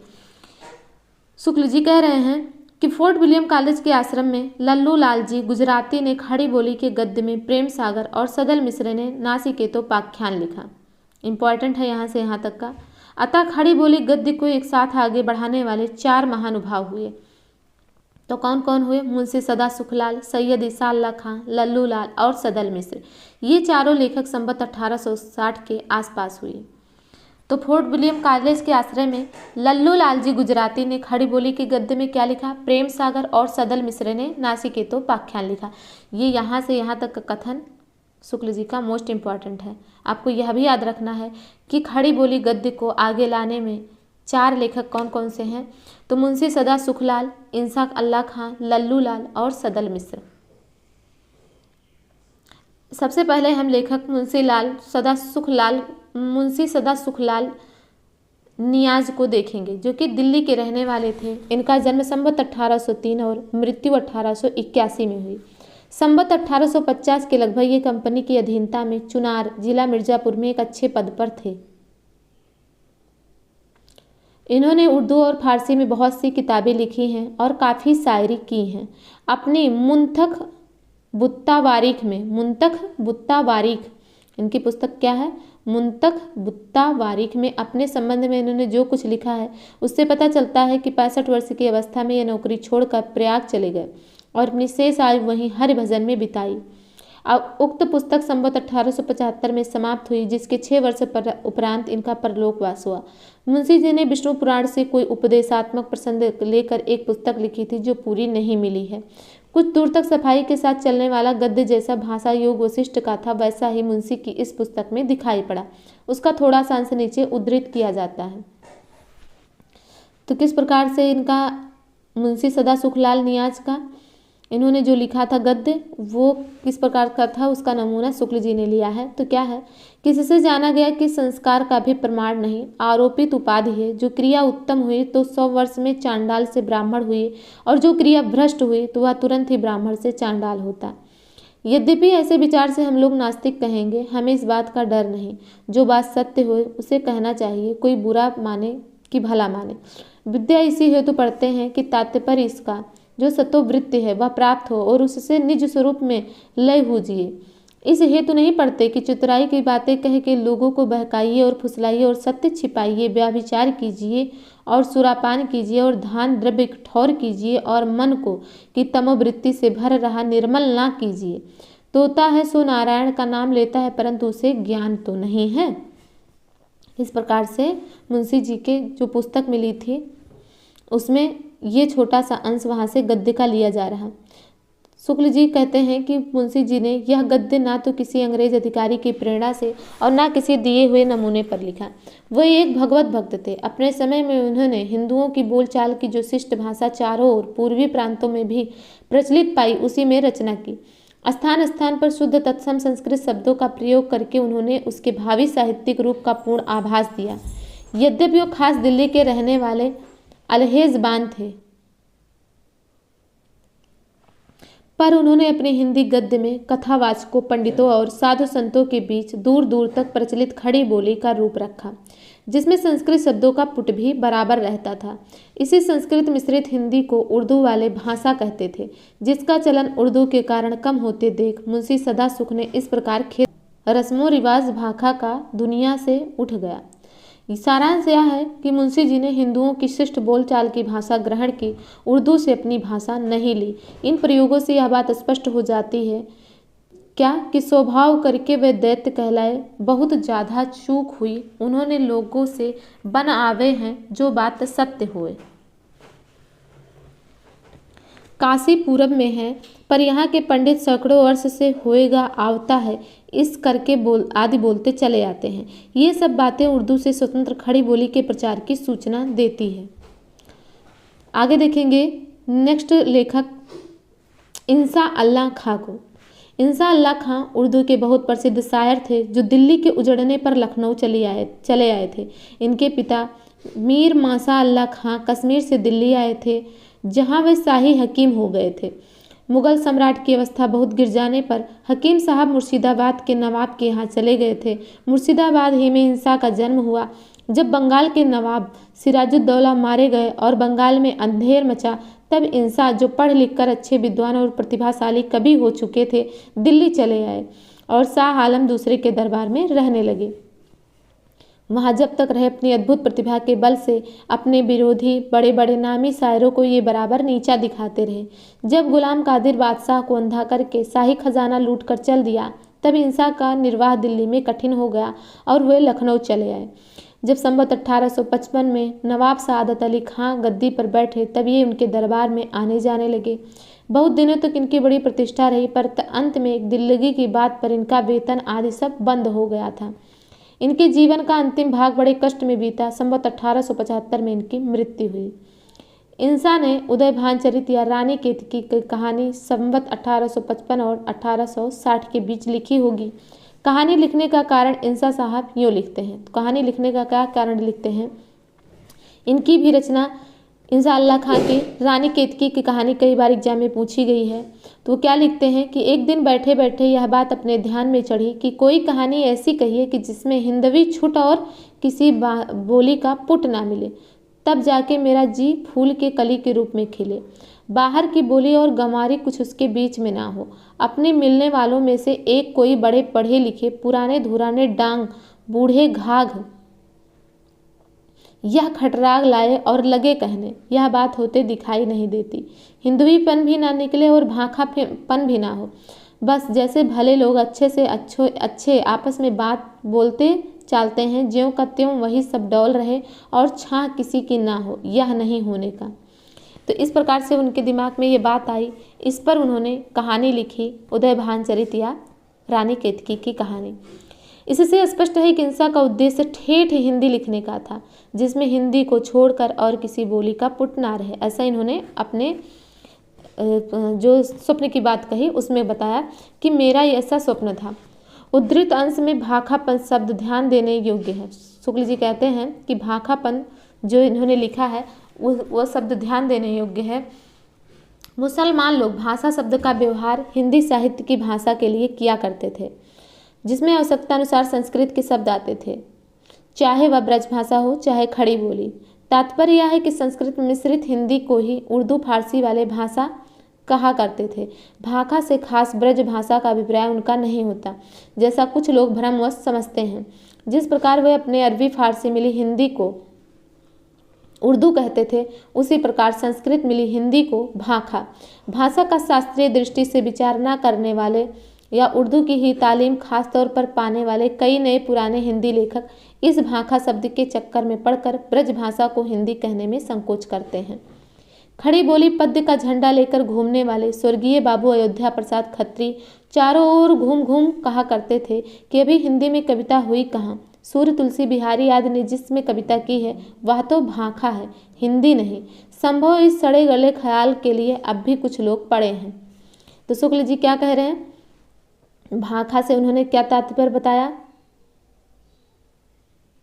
कि संस्कृत मिली हिंदी को भाखा, जिस प्रकार वे अपनी अरबी फारसी मिली हिंदी को उर्दू कहते थे, उसी प्रकार संस्कृत मिली हिंदी को भाखा कहते थे। ये आपको याद रखना है, इम्पोर्टेंट है। और अयोध्या प्रसाद खत्री का क्या विचार था कि उन्होंने सूर्य तुलसी बिहारी की कविता की भाषा को ही भाखा कहा, हिंदी नहीं कहा। ये भी आपको याद रखना है, इससे भी प्रश्न पूछा जा सकता है एग्जाम में। आगे है कि इंसान ने अपनी भाषा को 3 प्रकार के शब्दों से मुक्त रखने की प्रतिज्ञा की है। बाहर की बोली अरबी, फारसी, तुर्की, गंवारी बोली ब्रज भाषा अवधी और भाखापन संस्कृत के शब्दों का मेल। तो यह आपके लिए इम्पोर्टेंट है, मोस्ट इम्पॉर्टेंट है कि इंसा अल्लाह खां ने अपनी भाषा को 3 प्रकार के शब्दों से जो मुक्त रखने की प्रतिज्ञा की है, उसमें से कौन कौन सी बोली आती है। तो बाहर की बोली आती है गंवारी और भाखापन। बाहर की बोली में आपको मिलेगा अरबी, फारसी, तुर्की। गंवारी में मिलेगा ब्रज भाषा और अवधी, और भाखापन में मिलेगा संस्कृत के शब्दों का मेल। तो क्या लिखना चाह रहे थे? ठेठ हिंदी लिखना चाह रहे थे। इस बिलगाव से आशा है कि ऊपर लिखी बात स्पष्ट हो गई है कि इंसान ने भाखापन और मुअल्लापन दोनों को दूर रखने का प्रयत्न किया, पर दूसरी बला किसी न किसी सूरत में कुछ लगी रह गई। फारसी के ढंग का वाक्य विन्यास कहीं कहीं विशेषता बड़े वाक्यों में आ ही गया, पर बहुत कम। जैसे तो क्या इनके में फारसी वाक्य विन्यास आ गया कि सिर झुकाकर नाक रगड़ता हूँ अपने बनाने वाले के सामने, जिसने हमको बनाया, जिसने हम सबको बनाया। इस सिर झुकाने के साथ ही दिन रात जपता हूँ उस अपने दाता के भेजे हुए प्यारे को। यह चिट्ठी जो बिसभरी कुंवर तक जा पहुंची। तो ये उन्होंने लिखा है, जिसमें जो है वो फारसी का वाक्य विन्यास आ गया है, जिससे वो दूर रहना चाहते थे। आगे है कि आरंभ काल के चारों लेखकों में इंसा की भाषा सबसे चटकीली, मटकीली, मुहावरेदार और चलती है। ये कथन है शुक्ल जी का। ये भी मोस्ट इम्पॉर्टेंट कथन है एग्जाम की दृष्टि से। कई बार एग्जाम में पूछा गया है कि जो चारों गद्य लेखक थे, इनमें सबसे चटकीली, मटकीली, मुहावरेदार और चलती भाषा किसकी है? तो आपको बताना है कि इंसा की भाषा, इंसा अल्लाह खां की। पहली बात यह है कि खड़ी बोली उर्दू कविता में पहले बहुत कुछ मज चुकी थी, जिससे उर्दू वाले के सामने लिखते समय मुहावरे आदि बहुतायत से आया करते थे। दूसरी बात यह है कि इंसा रंगीन और चुलबुली भाषा द्वारा अपना लेखन कौशल दिखाना चाहते थे। मुंशी सदा सुखलाल भी दिल्ली खास के थे और उर्दू साहित्य का अभ्यास भी पूरा रखते थे, पर वे धर्म भाव से जानबूझकर अपनी भाषा गंभीर और संयंत्र रखना चाहते थे। शान उपरास विराम भी इसी इंसा के गद्यों में बहुत स्थलों पर मिलता है। जैसे क्या मिलता है? जैसे जब दोनों महाराजों में लड़ाई होने लगी, रानी केतकी सावन भादों के रूप रोने लगी और दोनों के जी में यह आ गई कि यह कैसी चाहत जिनमें लहू बरसने लगा और अच्छी बातों को जी तरसने लगा। इंसा के समय तक वर्तमान कृदंत या विशेषण और विशेष्य के बीच का समानाधिकरण कुछ बना हुआ था, जो उनके गद्य में जगह जगह पाया जाता है। जैसे आतियाँ जातियाँ जो सांसें हैं, उसके बिना ध्यान यह सब फांसे हैं। घर वालियाँ जो किसी डौल से बहलातियाँ हैं। इन विचित्रताओं के होते हुए भी इंसान ने जगह जगह बड़ी प्यारी घरेलू ठेठ भाषा का व्यवहार किया है और वर्णन भी सर्वथा भारतीय रखे हैं। इनकी चलती चटपटी भाषा का नमूना देखिए तो क्या है कि इस बात पर पानी डाल दो, नहीं तो पछताओगी और अपना किया पाओगी। मुझसे कुछ ना हो सकेगा। तुम्हारी जो कुछ अच्छी बात होती तो मेरे मुंह से जीते जी ना निकलती, पर यह बात मेरे पेट नहीं पच सकती।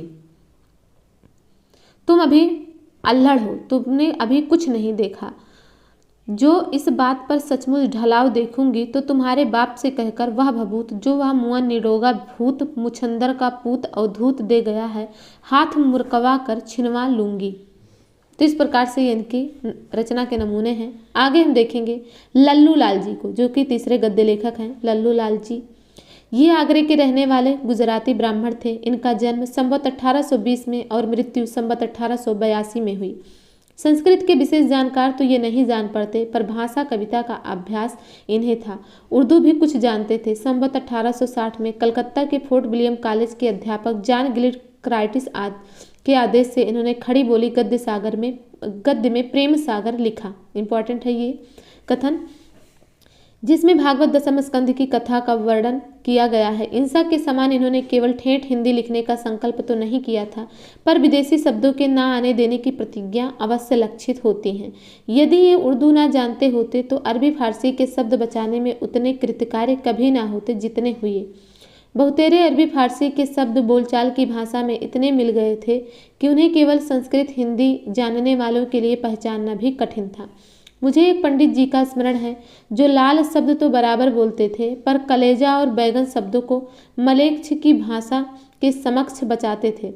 लल्लू लाल जी अनजान में कहीं कहीं ऐसे शब्द लिख गए हैं जो फारसी या तुर्की के हैं। जैसे बैरक शब्द तुर्की का बैरक है, जिसका अर्थ झंडा है। प्रेम सागर में यह शब्द इस प्रकार आया है। प्रेम सागर में किस प्रकार आया है कि शिव जी ने एक ध्वजा बाणासुर को दे के कहा कि इस बैरक को ले जाए, पर ऐसे शब्द 2 ही 4 जगह आए हैं।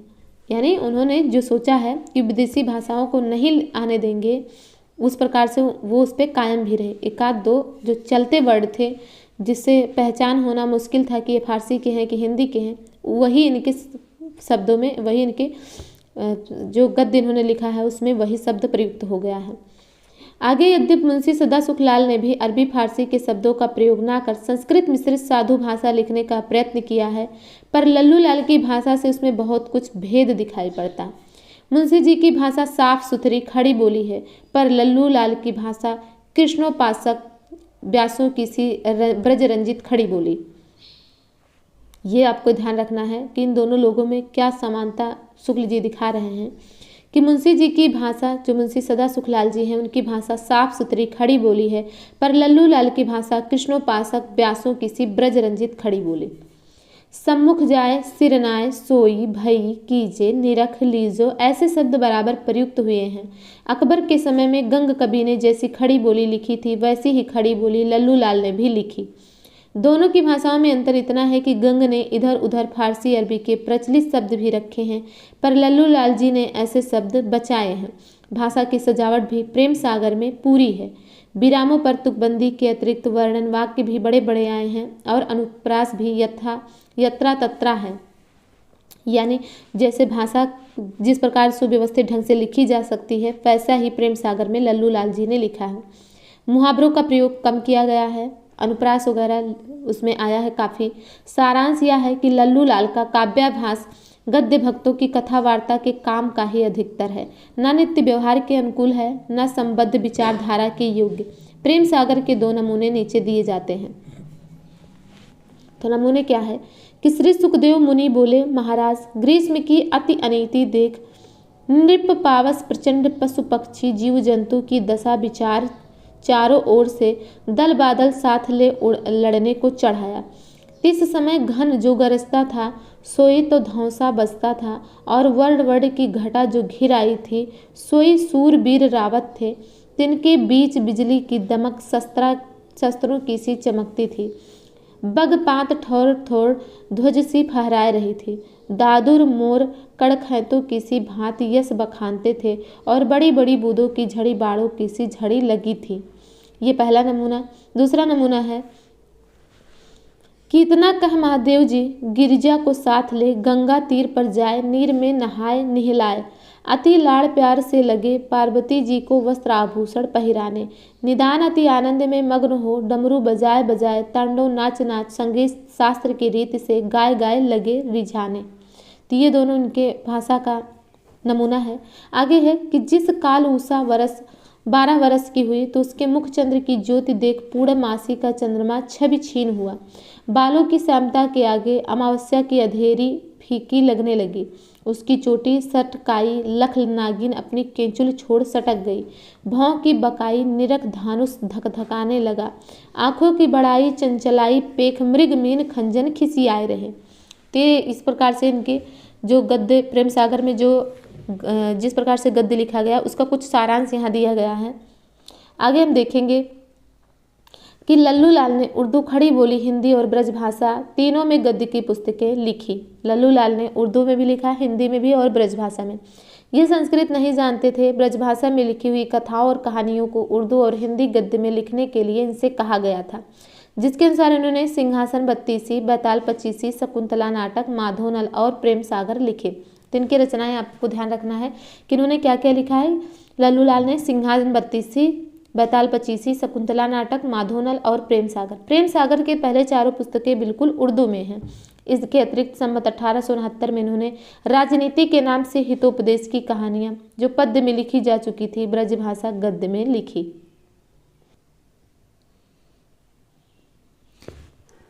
आगे है कि माधव विलास और सभा विलास नाम से ब्रज भाषा पद्य के संग्रह ग्रंथ भी इन्होंने प्रकाशित किए थे।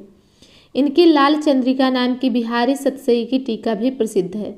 इन्होंने अपना एक निज का प्रेस कलकत्ते में पटल डांगे में खोला था, जिसे ये संवत 1881 में फोर्ट विलियम कॉलेज की नौकरी से पेंशन लेने पर आगरे लेते गए। आगरे में प्रेस जमा कर ये एक बार फिर कलकत्ते गए, जहां इनकी मृत्यु हुई। अपने प्रेस का नाम इन्होंने संस्कृत प्रेस रखा था। यह भी आपको याद रखना है कि लल्लू लाल जी ने एक प्रेस जो ओपन किया था, उसका नाम क्या रखा था, तो संस्कृत प्रेस रखा था, जिसमें अपनी पुस्तकों के अतिरिक्त ये रामायण आदि पुरानी पोथियां भी छापा करते थे। इनके प्रेस की छपी पुस्तकों की लोग बहुत आदर करते थे। आगे हम नेक्स्ट लेखक को देखेंगे, सदल मिश्र, जो कि चौथे नंबर के लेखक हैं, जिनका गद्य के विकास में महत्वपूर्ण योगदान रहा। तो सदल मिश्र हैं। ये बिहार के रहने वाले थे। फोर्ट विलियम कॉलेज में काम करते थे। जिस प्रकार उक्त कॉलेज के अधिकारियों की प्रेरणा से लल्लू लाल ने खड़ी बोली गद्य की पुस्तक तैयार की, उसी प्रकार इन्होंने भी की। इनका नासिकेतोपाख्यान भी उसी समय लिखा गया जिस समय प्रेम सागर। तो ये दोनों आप याद रखिए, सदल मिश्र ने लिखा नासिकेतोपाख्यान और लल्लू लाल ने लिखा प्रेम सागर, और ये दोनों लगभग एक ही समय की पुस्तकें हैं, पर दोनों की भाषा में बहुत अंतर है। लल्लू लाल के समान इनकी भाषा में ना तो ब्रज भाषा के रूपों की वैसी भरमार है और ना परंपरागत काव्य भाषा की पदावली का स्थान स्थान पर समावेश। इन्होंने व्यवहारोपयोगी भाषा लिखने का प्रयत्न किया है और जहाँ तक हो सकता है खड़ी बोली का ही व्यवहार किया है, पर इनकी भाषा भी साफ सुथरी नहीं। ब्रज भाषा के भी कुछ रूप हैं और पूर्वी बोली के शब्द तो स्थान स्थान पर मिलते हैं। फूलन के बिछौने, चहुदिस सुनि, सोन्नह के थंब आदि प्रयोग ब्रज भाषा के हैं। यहाँ मतारी, बरते थे, जुड़ाई, बाजने, लगा, जौन आदि पूर्वी शब्द हैं। भाषा के नमूने के लिए नासिकेतोपाख्यान से थोड़ा सा अवतरण नीचे दिया जा रहा। तो सदल मिश्र का जो नासिकेतोपाख्यान है उसका एक नमूना गद्य का थोड़ा सा दिया जा रहा है। तो क्या है, इस प्रकार नासिकेत मुनि यम की पुरी सहित नरक का वर्णन कर फिर जौन जौन कर्म किए से जो भोग होता है सो सब ऋषियों को सुनाने लगे कि गौ, ब्राह्मण, माता पिता, मित्र, बालक, स्त्री, स्वामी, वृद्ध, गुरु इनका जो बधा करते हैं वो झूठी साक्षी भरते, झूठी है कर्म में दिन रात लगे रहते, अपनी भार्या को त्याग दूसरे की स्त्री को ब्याहते, औरों की पीड़ा देख प्रसन्न होते हैं, और जो अपने धर्म से हीन पाप ही में गड़े रहते हैं वो माता पिता की हित की बात को नहीं सुनते, सबसे बैर करते हैं। ऐसे जो पापी जन हैं सो महाडेरामन दक्षिणी द्वार से जो जा नरकों में पड़ते हैं। गद्य की एक साथ परंपरा चलाने वाले उपर्युक्त 4 लेखकों में से आधुनिक हिंदी का पूरा आभास मुंशी सदा सुखलाल और सदल मिश्र की भाषा में ही मिलता है। तो ये भी आपको याद रखना है कि शुक्ल जी के अनुसार जो ये चारों लेखक हैं, इंसाल्लाह खां, मुंशी सदा सुखलाल, लल्लू लाल, सदल मिश्र, ये चारों लेखकों में आधुनिक हिंदी का जो पूरा आभास है वो सदा सुखलाल और सदल मिश्र की भाषा में ही मिलता है। व्यवहारोपयोगी इन्हीं की भाषा ठहरती है। इनमें 2 में मुंशी सदा सुख की साधु भाषा अधिक महत्व की है। मुंशी सदा सुख ने लेखनी भी चारों में पहले उठाई है। गद्य का परिवर्तन करने वालों में इनका विशेष स्थान समझना चाहिए। तो मुंशी सदा सुख जो हैं, सदा सुखलाल, जिन्होंने गद्य में रचना इन चारों लोगों में सबसे पहले आरंभ की।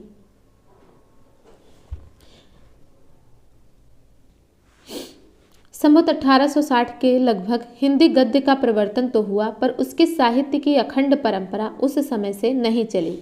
इधर उधर 2-4 पुस्तकें अनगढ़ भाषा में लिखी गई हों, पर साहित्य के योग्य स्वच्छ सुव्यवस्थित भाषा में लिखी कोई पुस्तक संवत 1915 के पूर्व की नहीं मिलती। संवत 1881 में किसी ने गोरा बादल री बात का, जिसे राजस्थानी पद्यों में जटमल ने संवत 1680 में लिखा था, खड़ी बोली के गद्य में अनुवाद किया। अनुवाद का थोड़ा सा अंश देखिए। गोरा बादल की कथा, गुरु के बल सरस्वती के मेहरबानगी से पूरन भई, तिस वास्ते गुरु को व सरस्वती को नमस्कार करता हूँ। ये कथा 16 से 80 के साल में फागुन सुदी पूनम के रोज बनाई। ये कथा में 2 रस हैं, वीर रस व श्रृंगार रस है।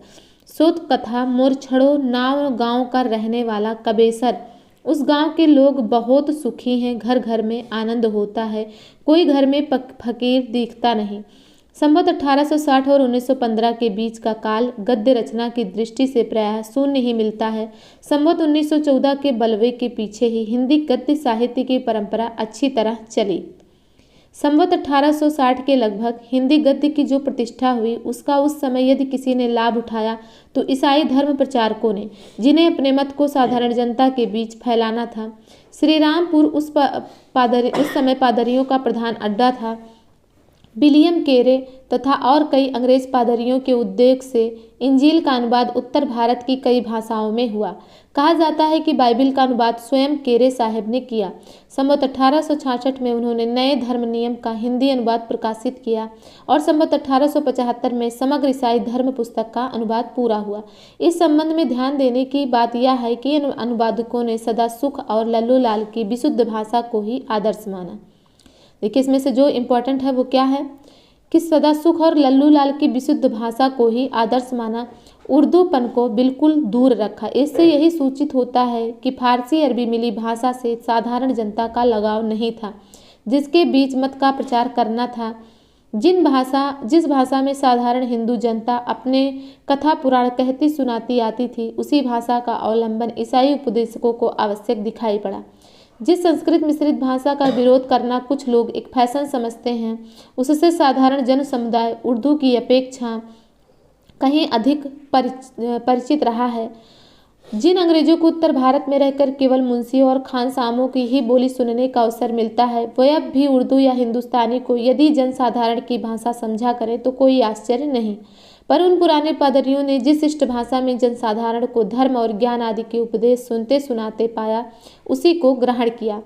ईसाइयों ने अपनी धर्म पुस्तक के अनुवाद की भाषा में फारसी और अरबी के शब्द जहाँ तक हो सका है नहीं लिए हैं और ठेठ ग्रामीण शब्द तक बेधड़ाक रखे गए हैं। उनकी भाषा सदा सुख और लल्लू लाल के ही नमूने पर चली है। इसमें जो कुछ विलक्षण सा दिखाई पड़ती है, वह मूल विदेशी भाषा की वाक्य रचना और शैली के कारण। प्रेम सागर के समान ईसाई धर्म पुस्तक में भी करने वाले के स्थान पर करण, हारे तक के स्थान पर लव, कमरबंद के स्थान पर पटुका प्रयुक्त हुए हैं। पर लल्लू लाल के इतना ब्रज भाषापन नहीं आने पाया है। आय जाय का व्यवहार न होकर आके जाके व्यवहृत हुए हैं। सारांश यह है कि ईसाई मत प्रचारकों ने विशुद्ध हिंदी का व्यवहार किया। बस एक लाइन आप याद रखिए कि शुक्ल जी के अनुसार क्या है कि ईसाई मत प्रचारकों ने विशुद्ध हिंदी का व्यवहार किया है। आगे है, तब यीशु मोहन से बपतिस्मा लेने को उस पास सालील से यरदन के तीर पर आया, परंतु योहन यह कहकर उसे बरजने लगा कि मुझे आपके हाथ से बपतिस्मा लेना अवश्य है और क्या आप मेरे पास आते हैं। यीशु ने उसको उत्तर दिया कि अब ऐसा होने दे, क्योंकि इसी रीति से सब धर्म को पूरा करना चाहिए। यीशु बपतिस्मा लेके तुरंत जल के ऊपर आया और देखो उसके लिए स्वर्ग खुल गया और उसने ईश्वर के आत्मा को कपोत के नाई उतरते और अपने ऊपर आते देखा और देखो यह आकाशवाणी हुई कि यह मेरा प्रिय पुत्र है जिससे मैं अति प्रसन्न हूँ। इसके आगे 2 ईसाइयों की पुस्तकें और पंफलेट बराबर निकलते रहे। उक्त श्रीरामपुर प्रेस के संवत 1893 में दाऊद के गीते नाम की पुस्तक छपी, जिसकी भाषा में कुछ फारसी अरबी के बहुत चलते शब्द भी रखे मिलते हैं। पर इसके पीछे अनेक नगरों से बालकों की शिक्षा के लिए ईसाइयों के छोटे मोटे स्कूल खुलने लगे और शिक्षा संबंधी पुस्तकें भी निकलने लगी। इन पुस्तकों की हिंदी भी वैसी ही सरल और विशुद्ध होती थी जैसी बाइबल के अनुवाद की थी। आगरा, मिर्जापुर, मुंगेर आदि जिले उस समय ईसाइयों के प्रचार के मुख्य केंद्र थे। अंग्रेजी की शिक्षा के लिए कई स्थानों पर स्कूल और कॉलेज खुल चुके थे, जिनमें अंग्रेजी के साथ हिंदी उर्दू की पढ़ाई भी कुछ चलती थी। अतः शिक्षा संबंधी पुस्तकों की मांग संवत 1900 के पहले ही पैदा हो गई थी। शिक्षा संबंधी पुस्तकों के प्रकाशन के लिए संवत 1890 के लगभग आगरा में पादरियों की एक स्कूल बुक सोसाइटी स्थापित हुई थी, जिसमें संवत 1894 में इंग्लैंड के एक इतिहास का और संवत 1896 में मार्शल साहब के प्राचीन इतिहास का अनुवाद कथासार नाम से प्रकाशित किया गया। तो यह भी ध्यान रख सकते हैं कि कथासार में किसका अनुवाद है, तो प्राचीन इतिहास का अनुवाद कथासार नाम से किया गया है। कथासार के लेखक के अनुवादक पंडित रतन लाल थे। इसके संपादक पादरी मूर साहब शरण डवत मध्य ने अपने छोटे से अंग्रेजी वक्तव्य में लिखा था कि यदि सर्वसाधारण से इस पुस्तक को प्रोत्साहन मिला तो इसका दूसरा भाग वर्तमान इतिहास से भी प्रकाशित किया जाएगा। भाषा इस पुस्तक की विशुद्ध और पंडिताऊ है। की के स्थान पर करी और पाते हैं के स्थान पर पावते हैं आदि प्रयोग बराबर में मिलते हैं। भाषा का नमूना यह है,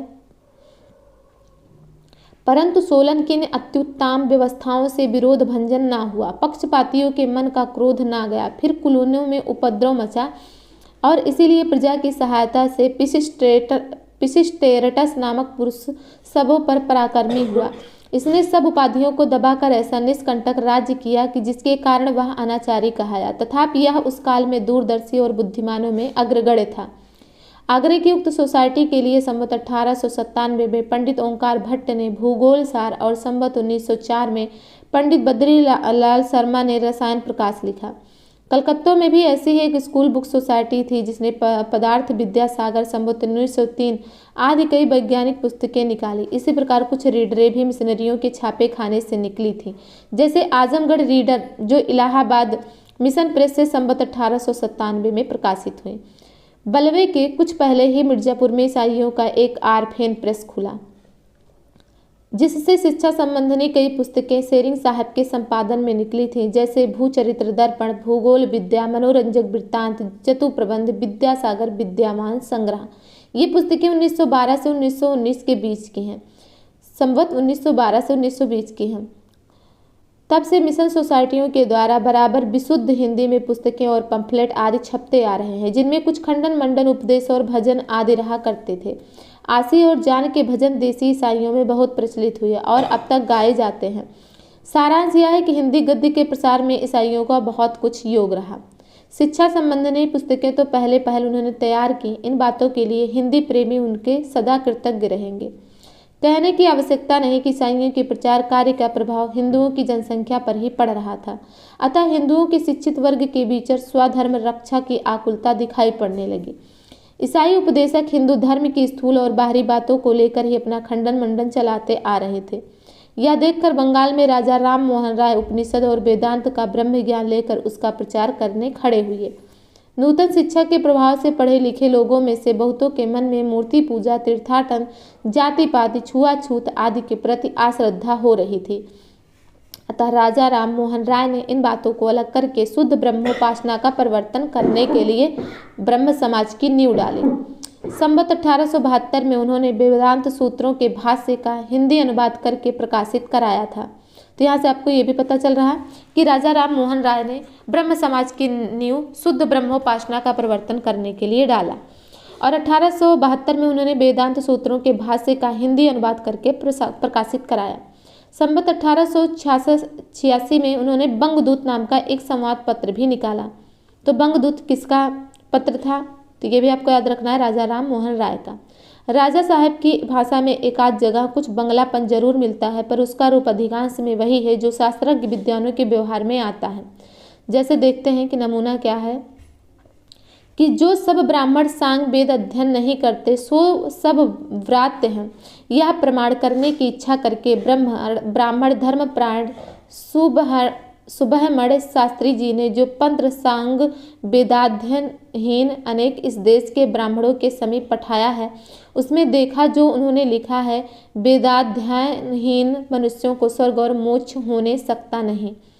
कई नगरों में, जिनमें कलकत्ता मुख्य था, छापे खाने हो गए थे। बंगाल से कुछ अंग्रेजी और कुछ बंगला के पत्र भी निकलने लगे थे, जिनके पढ़ने वाले भी हो गए थे।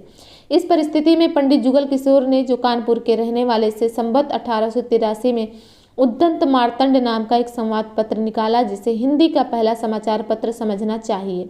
मोस्ट इंपॉर्टेंट कथन है, ये कई बार एग्जाम में पूछा जाता है कि उद्दंत मार्तंड किसका समाचार पत्र है, तो आपको बताना है जुगल किशोर का, जो कि कानपुर के रहने वाले थे। ये हिंदी का पहला समाचार पत्र है। यह उद्दंत मार्तंड अब पहले हिंदुस्तानियों के हित के हेतु जो आज तक किसी ने नहीं चलाया, पर अंग्रेजी व पारसी व बंगले में जो समाचार का कागज छपता है, उसका सुख उन बोलियों के जानने व पढ़ने वालों को ही होता है।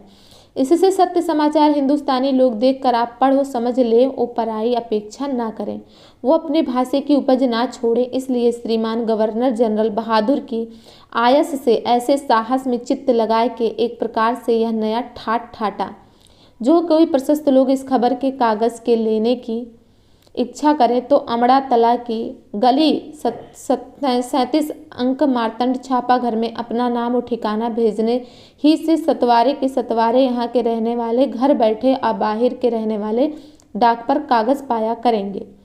यह पत्र एक ही वर्ष चलकर सहायता के अभाव में बंद हो गया। इसमें खड़ी बोली का मध्य देशीय भाषा के नाम से उल्लेख किया गया। मोस्ट इम्पॉर्टेंट है कि खड़ी बोली का उल्लेख मध्य देशीय भाषा के नाम से कहाँ हुआ था, तो ये आपको जानना है कि जुगल किशोर के पत्र समाचार पत्र उद्दंत मार्तंड में।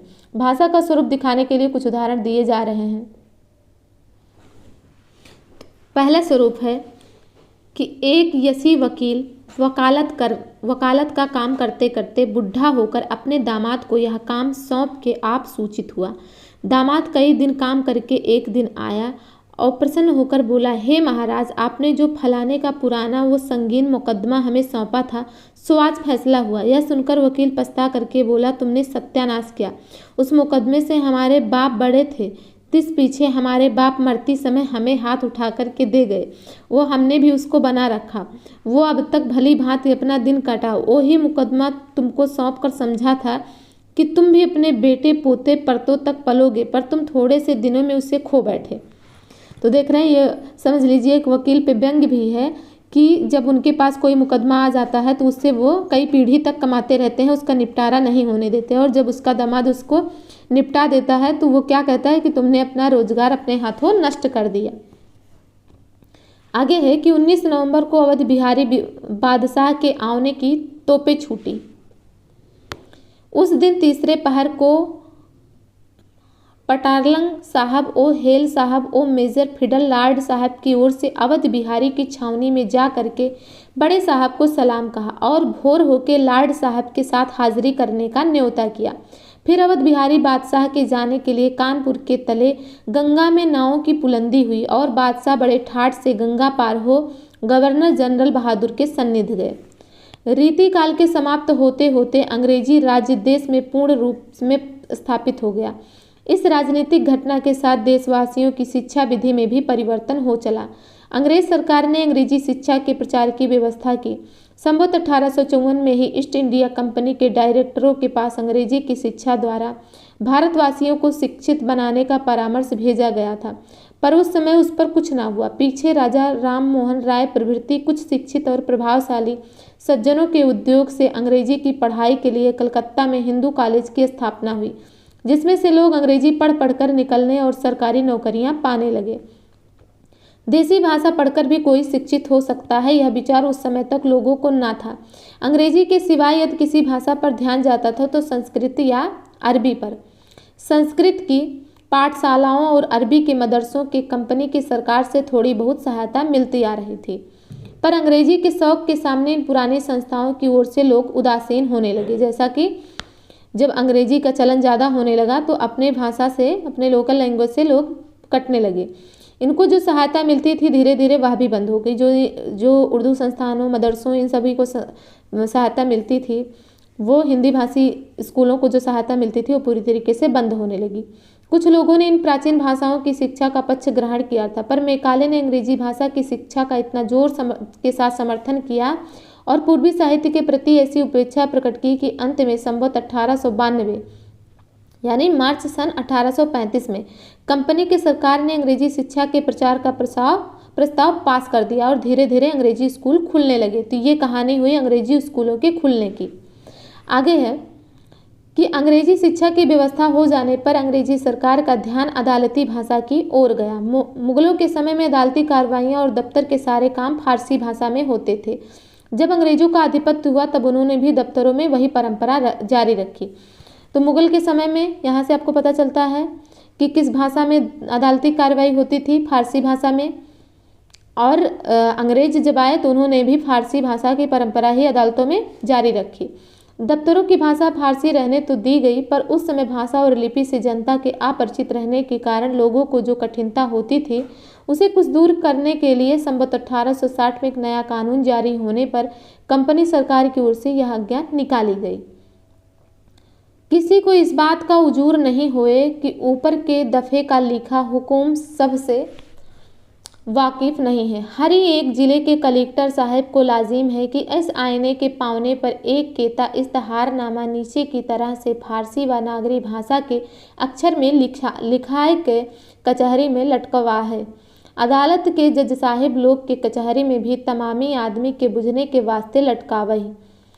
फारसी की अदालती भाषा होने के कारण जनता को कठिनाइयाँ होती थी, उनका अनुभव अधिकाधिक होने लगा। अतः सरकार ने संवत 1893 यानी 1836 में इश्तहारनामे निकाले कि अदालती सब काम देश की प्रचलित भाषाओं में हुआ करे। तो 1836 में इश्तहारनामा निकला कि जो अदालती काम है वो प्रचलित भाषा में होगी। तो हमारे संयुक्त प्रदेश के सदर बोर्ड की तरफ से इश्तहारनामा हिंदी में निकलता था, उसकी नकल नीचे दी जाती है। इश्तहारनामा बोर्ड सदर। पछाह के सदर बोर्डों के साहबों ने यह ध्यान दिया कि कचहरी के सब काम फारसी जबान में लिखा पढ़ा होने से सब लोगों को बहुत हर्ज पड़ता है और बहुत कल्प होता है, और जब कोई अपनी अर्जी अपनी भाषा में लिख के सरकार में दाखिल करने पावे तो बड़ी बात होगी। सबको चैन आराम होगा। इसीलिए हुक्म गया कि 1244 की कुंवर बदी प्रथम से जिसका जो मामला सदर व बोर्ड में हो सो अपना सवाल अपनी हिंदी की बोली में और पारसी के नागरी अक्षरों में लिखे दाखिल करे या डाक पर भेजे, और सवाल जौन अक्षर में लिखा हो तौन अक्षर में और हिंदी बोली में उस पर हुक्म लिखा जाएगा। मिति 29 जुलाई सन 1836 ईस्वी में। यानी कि 1836 में ये हो गया कि जो भी आपने इस्तेहारनामा दिया है अदालत में, जो भी अपनी समस्या दी है उसे आप अपनी भाषा में लिख सकते हैं।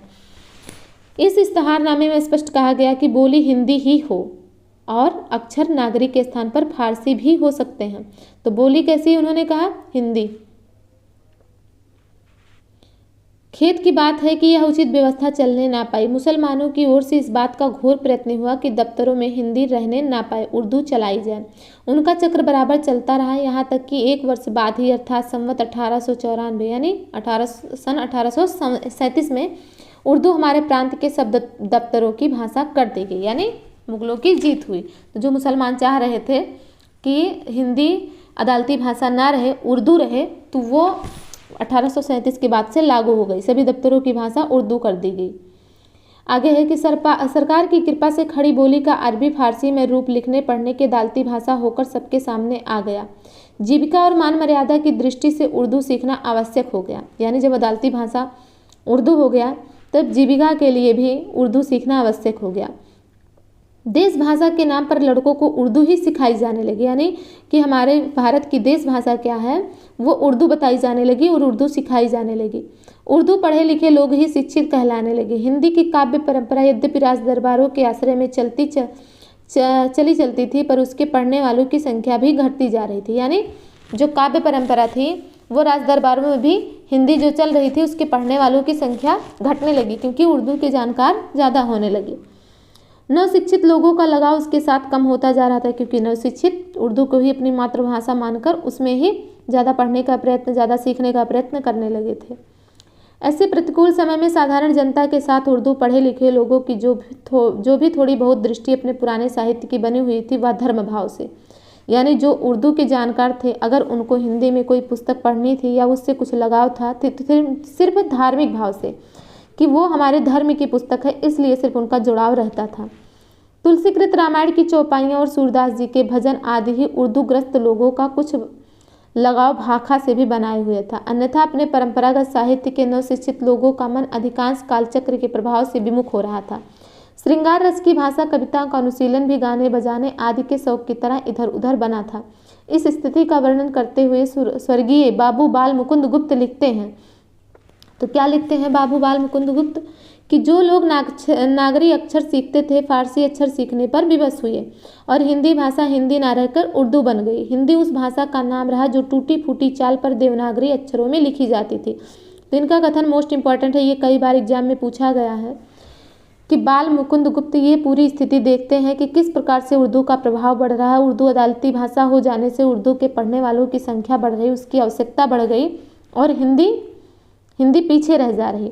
तो हिंदी में जो ग्रंथ लिखे थे उसे जो नए आ रहे थे, जो नए बच्चे हो रहे थे, जो नए युवा हो रहे थे, उन्हें क्योंकि उर्दू की जानकारी थी तो उन्हें सिर्फ हिंदी की पुस्तकों में सिर्फ धार्मिक पुस्तकों से ही थोड़ा लगाव था, क्योंकि धर्म उनका था हिंदू धर्म। नहीं तो पूरी तरीके से झुकाव पूरा उर्दू की तरफ चला गया, उर्दू साहित्य की तरफ चला गया। तो बाल मुकुंद गुप्त इस पूरी स्थिति को देखते हैं तो लिखते हैं कि जो लोग नागरी अक्षर सीखते थे फारसी अक्षर सीखने पर विवश हुए और हिंदी भाषा हिंदी ना रहकर उर्दू बन गई। हिंदी उस भाषा का नाम रहा जो टूटी फूटी चाल पर देवनागरी अक्षरों में लिखी जाती थी।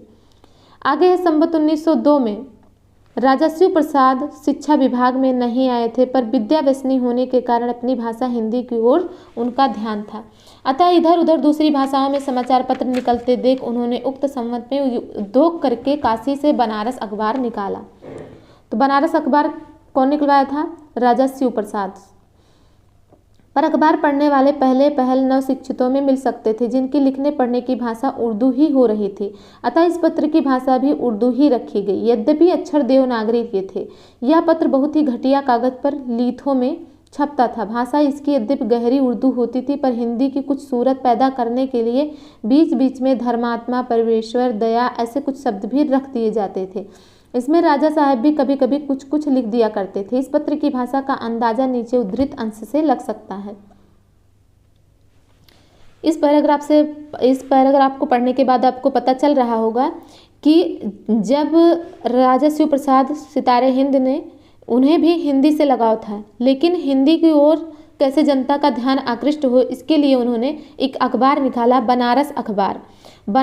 लेकिन उस समय उर्दू जानकारों की संख्या अधिक थी, तो उन्हें पढ़ने में आसानी भी वही शब्द वही होता था, उर्दू ही भाषा। तो इसीलिए उन्होंने जो बनारस अखबार था उसका जो लैंग्वेज रखा, जो भाषा रखी, वो उर्दू रखी। लेकिन उसमें थोड़ा सा कि जैसे ध्यान हिंदी की तरफ आए, तो हिंदी के शब्द सिर्फ प्रयोग होने लगे। सेंटेंस पूरा का पूरा उर्दू रहता था, लेकिन उसमें कुछ शब्द जिससे कि उस ओर ध्यान आकर्षित हो, लोगों का अपने भाषा की तरफ ध्यान आकर्षित हो, उसके लिए कुछ शब्द इन्होंने बताए हैं शुक्ल जी ने कि धर्मात्मा, परमेश्वर, दया, ऐसे कुछ शब्द रख दिए जाते थे। और इस पत्र में राजा शिव प्रसाद भी कभी कभी लिखा करते थे।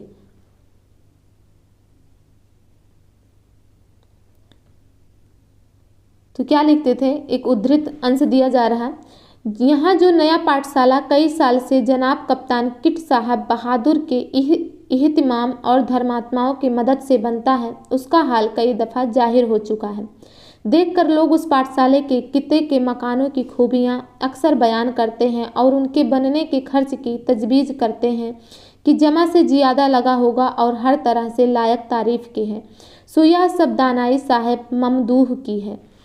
इस भाषा को लोग हिंदी कैसे समझ सकते थे। अतः काशी से ही एक दूसरा पत्र सुधाकर बाबू, तारा मोहन मित्र आदि कई सज्जनों के उद्योग से संवत 1907 में निकला। कहते हैं कि काशी के प्रसिद्ध ज्योतिषी सुधाकर जी का नामकरण इसी पत्र के नाम पर हुआ। सुधाकर पत्र जो निकला, दूसरा पत्र सुधाकर, उसे बाबू, तारा मोहन मित्र आदि कई सज्जनों के, मतलब कई लोग मिलकर इसे निकाले, सुधाकर पत्र। तो काशी के प्रसिद्ध ज्योतिषी सुधाकर जी का नामकरण इसी पत्र के नाम पर हुआ था। जिस समय उनके चाचा के हाथ में डाकिये ने पत्र दिया था, ठीक उसी समय भीतर से उनके पास सुधाकर जी के उत्पन्न होने की खबर पहुंची थी।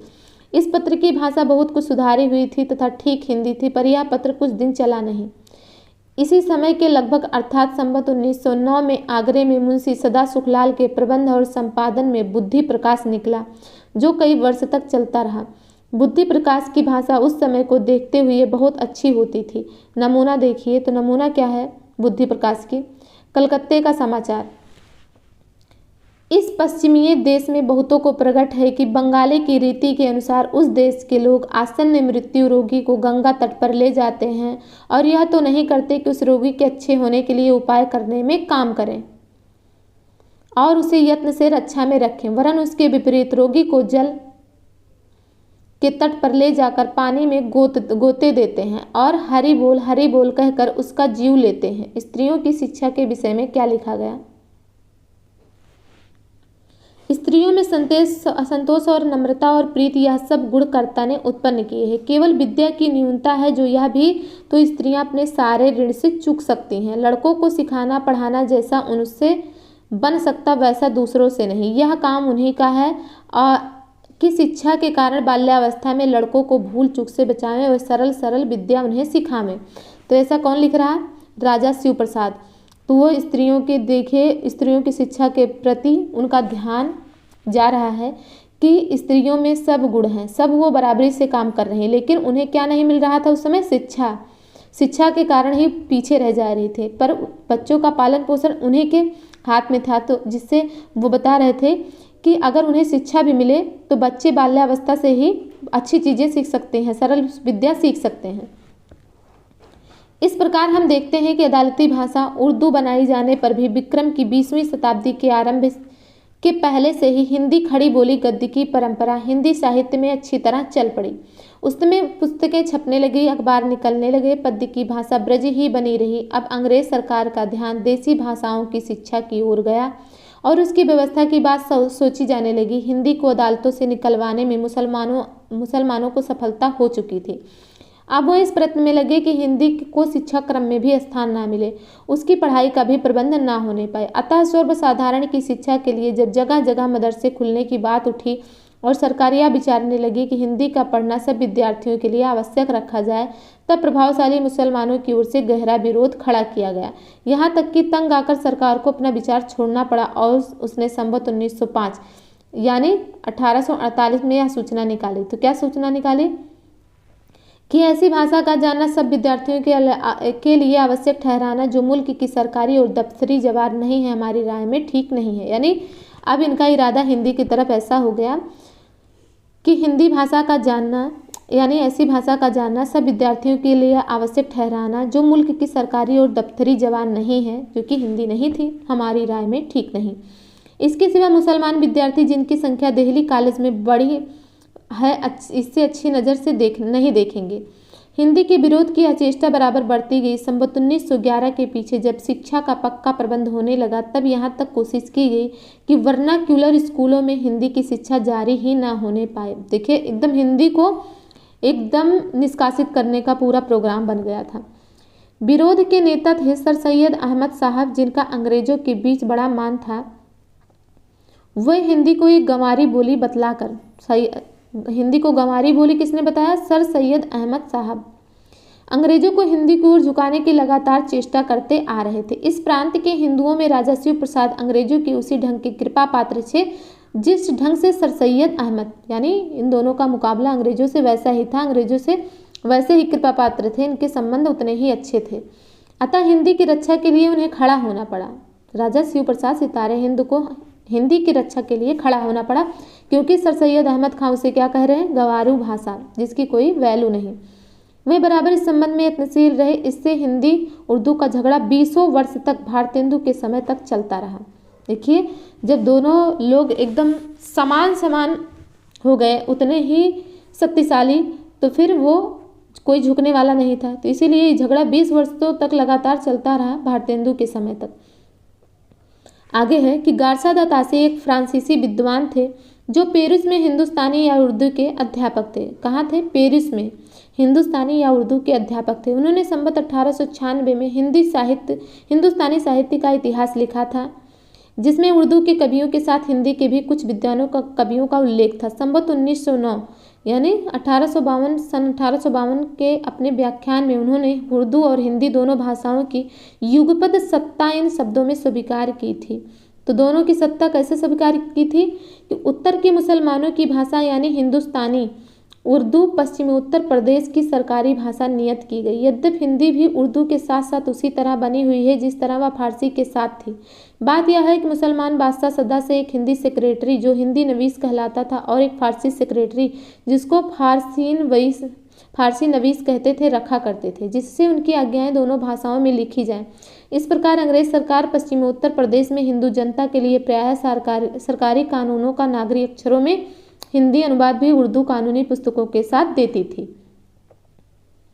आगे तासी बताते हैं कि तासी के व्याख्यानों से पता लगता है कि उर्दू की अदालती भाषा नियत हो जाने पर कुछ दिन सीधी भाषा और नागरी अक्षरों में भी कानूनों और सरकारी आज्ञाओं के हिंदी अनुवाद छपते रहे।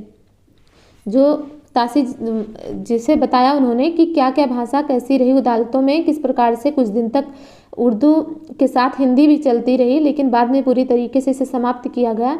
तो वही चीज़ शुक्ल जी कह रहे हैं कि इनके व्याख्यानों से पता चलता है कि उर्दू की अदालती भाषा नियत हो जाने पर कुछ दिन सीधी भाषा और नागरी अक्षरों में भी कानूनों और सरकारी आज्ञाओं के अनुवाद हिंदी में छपते रहे।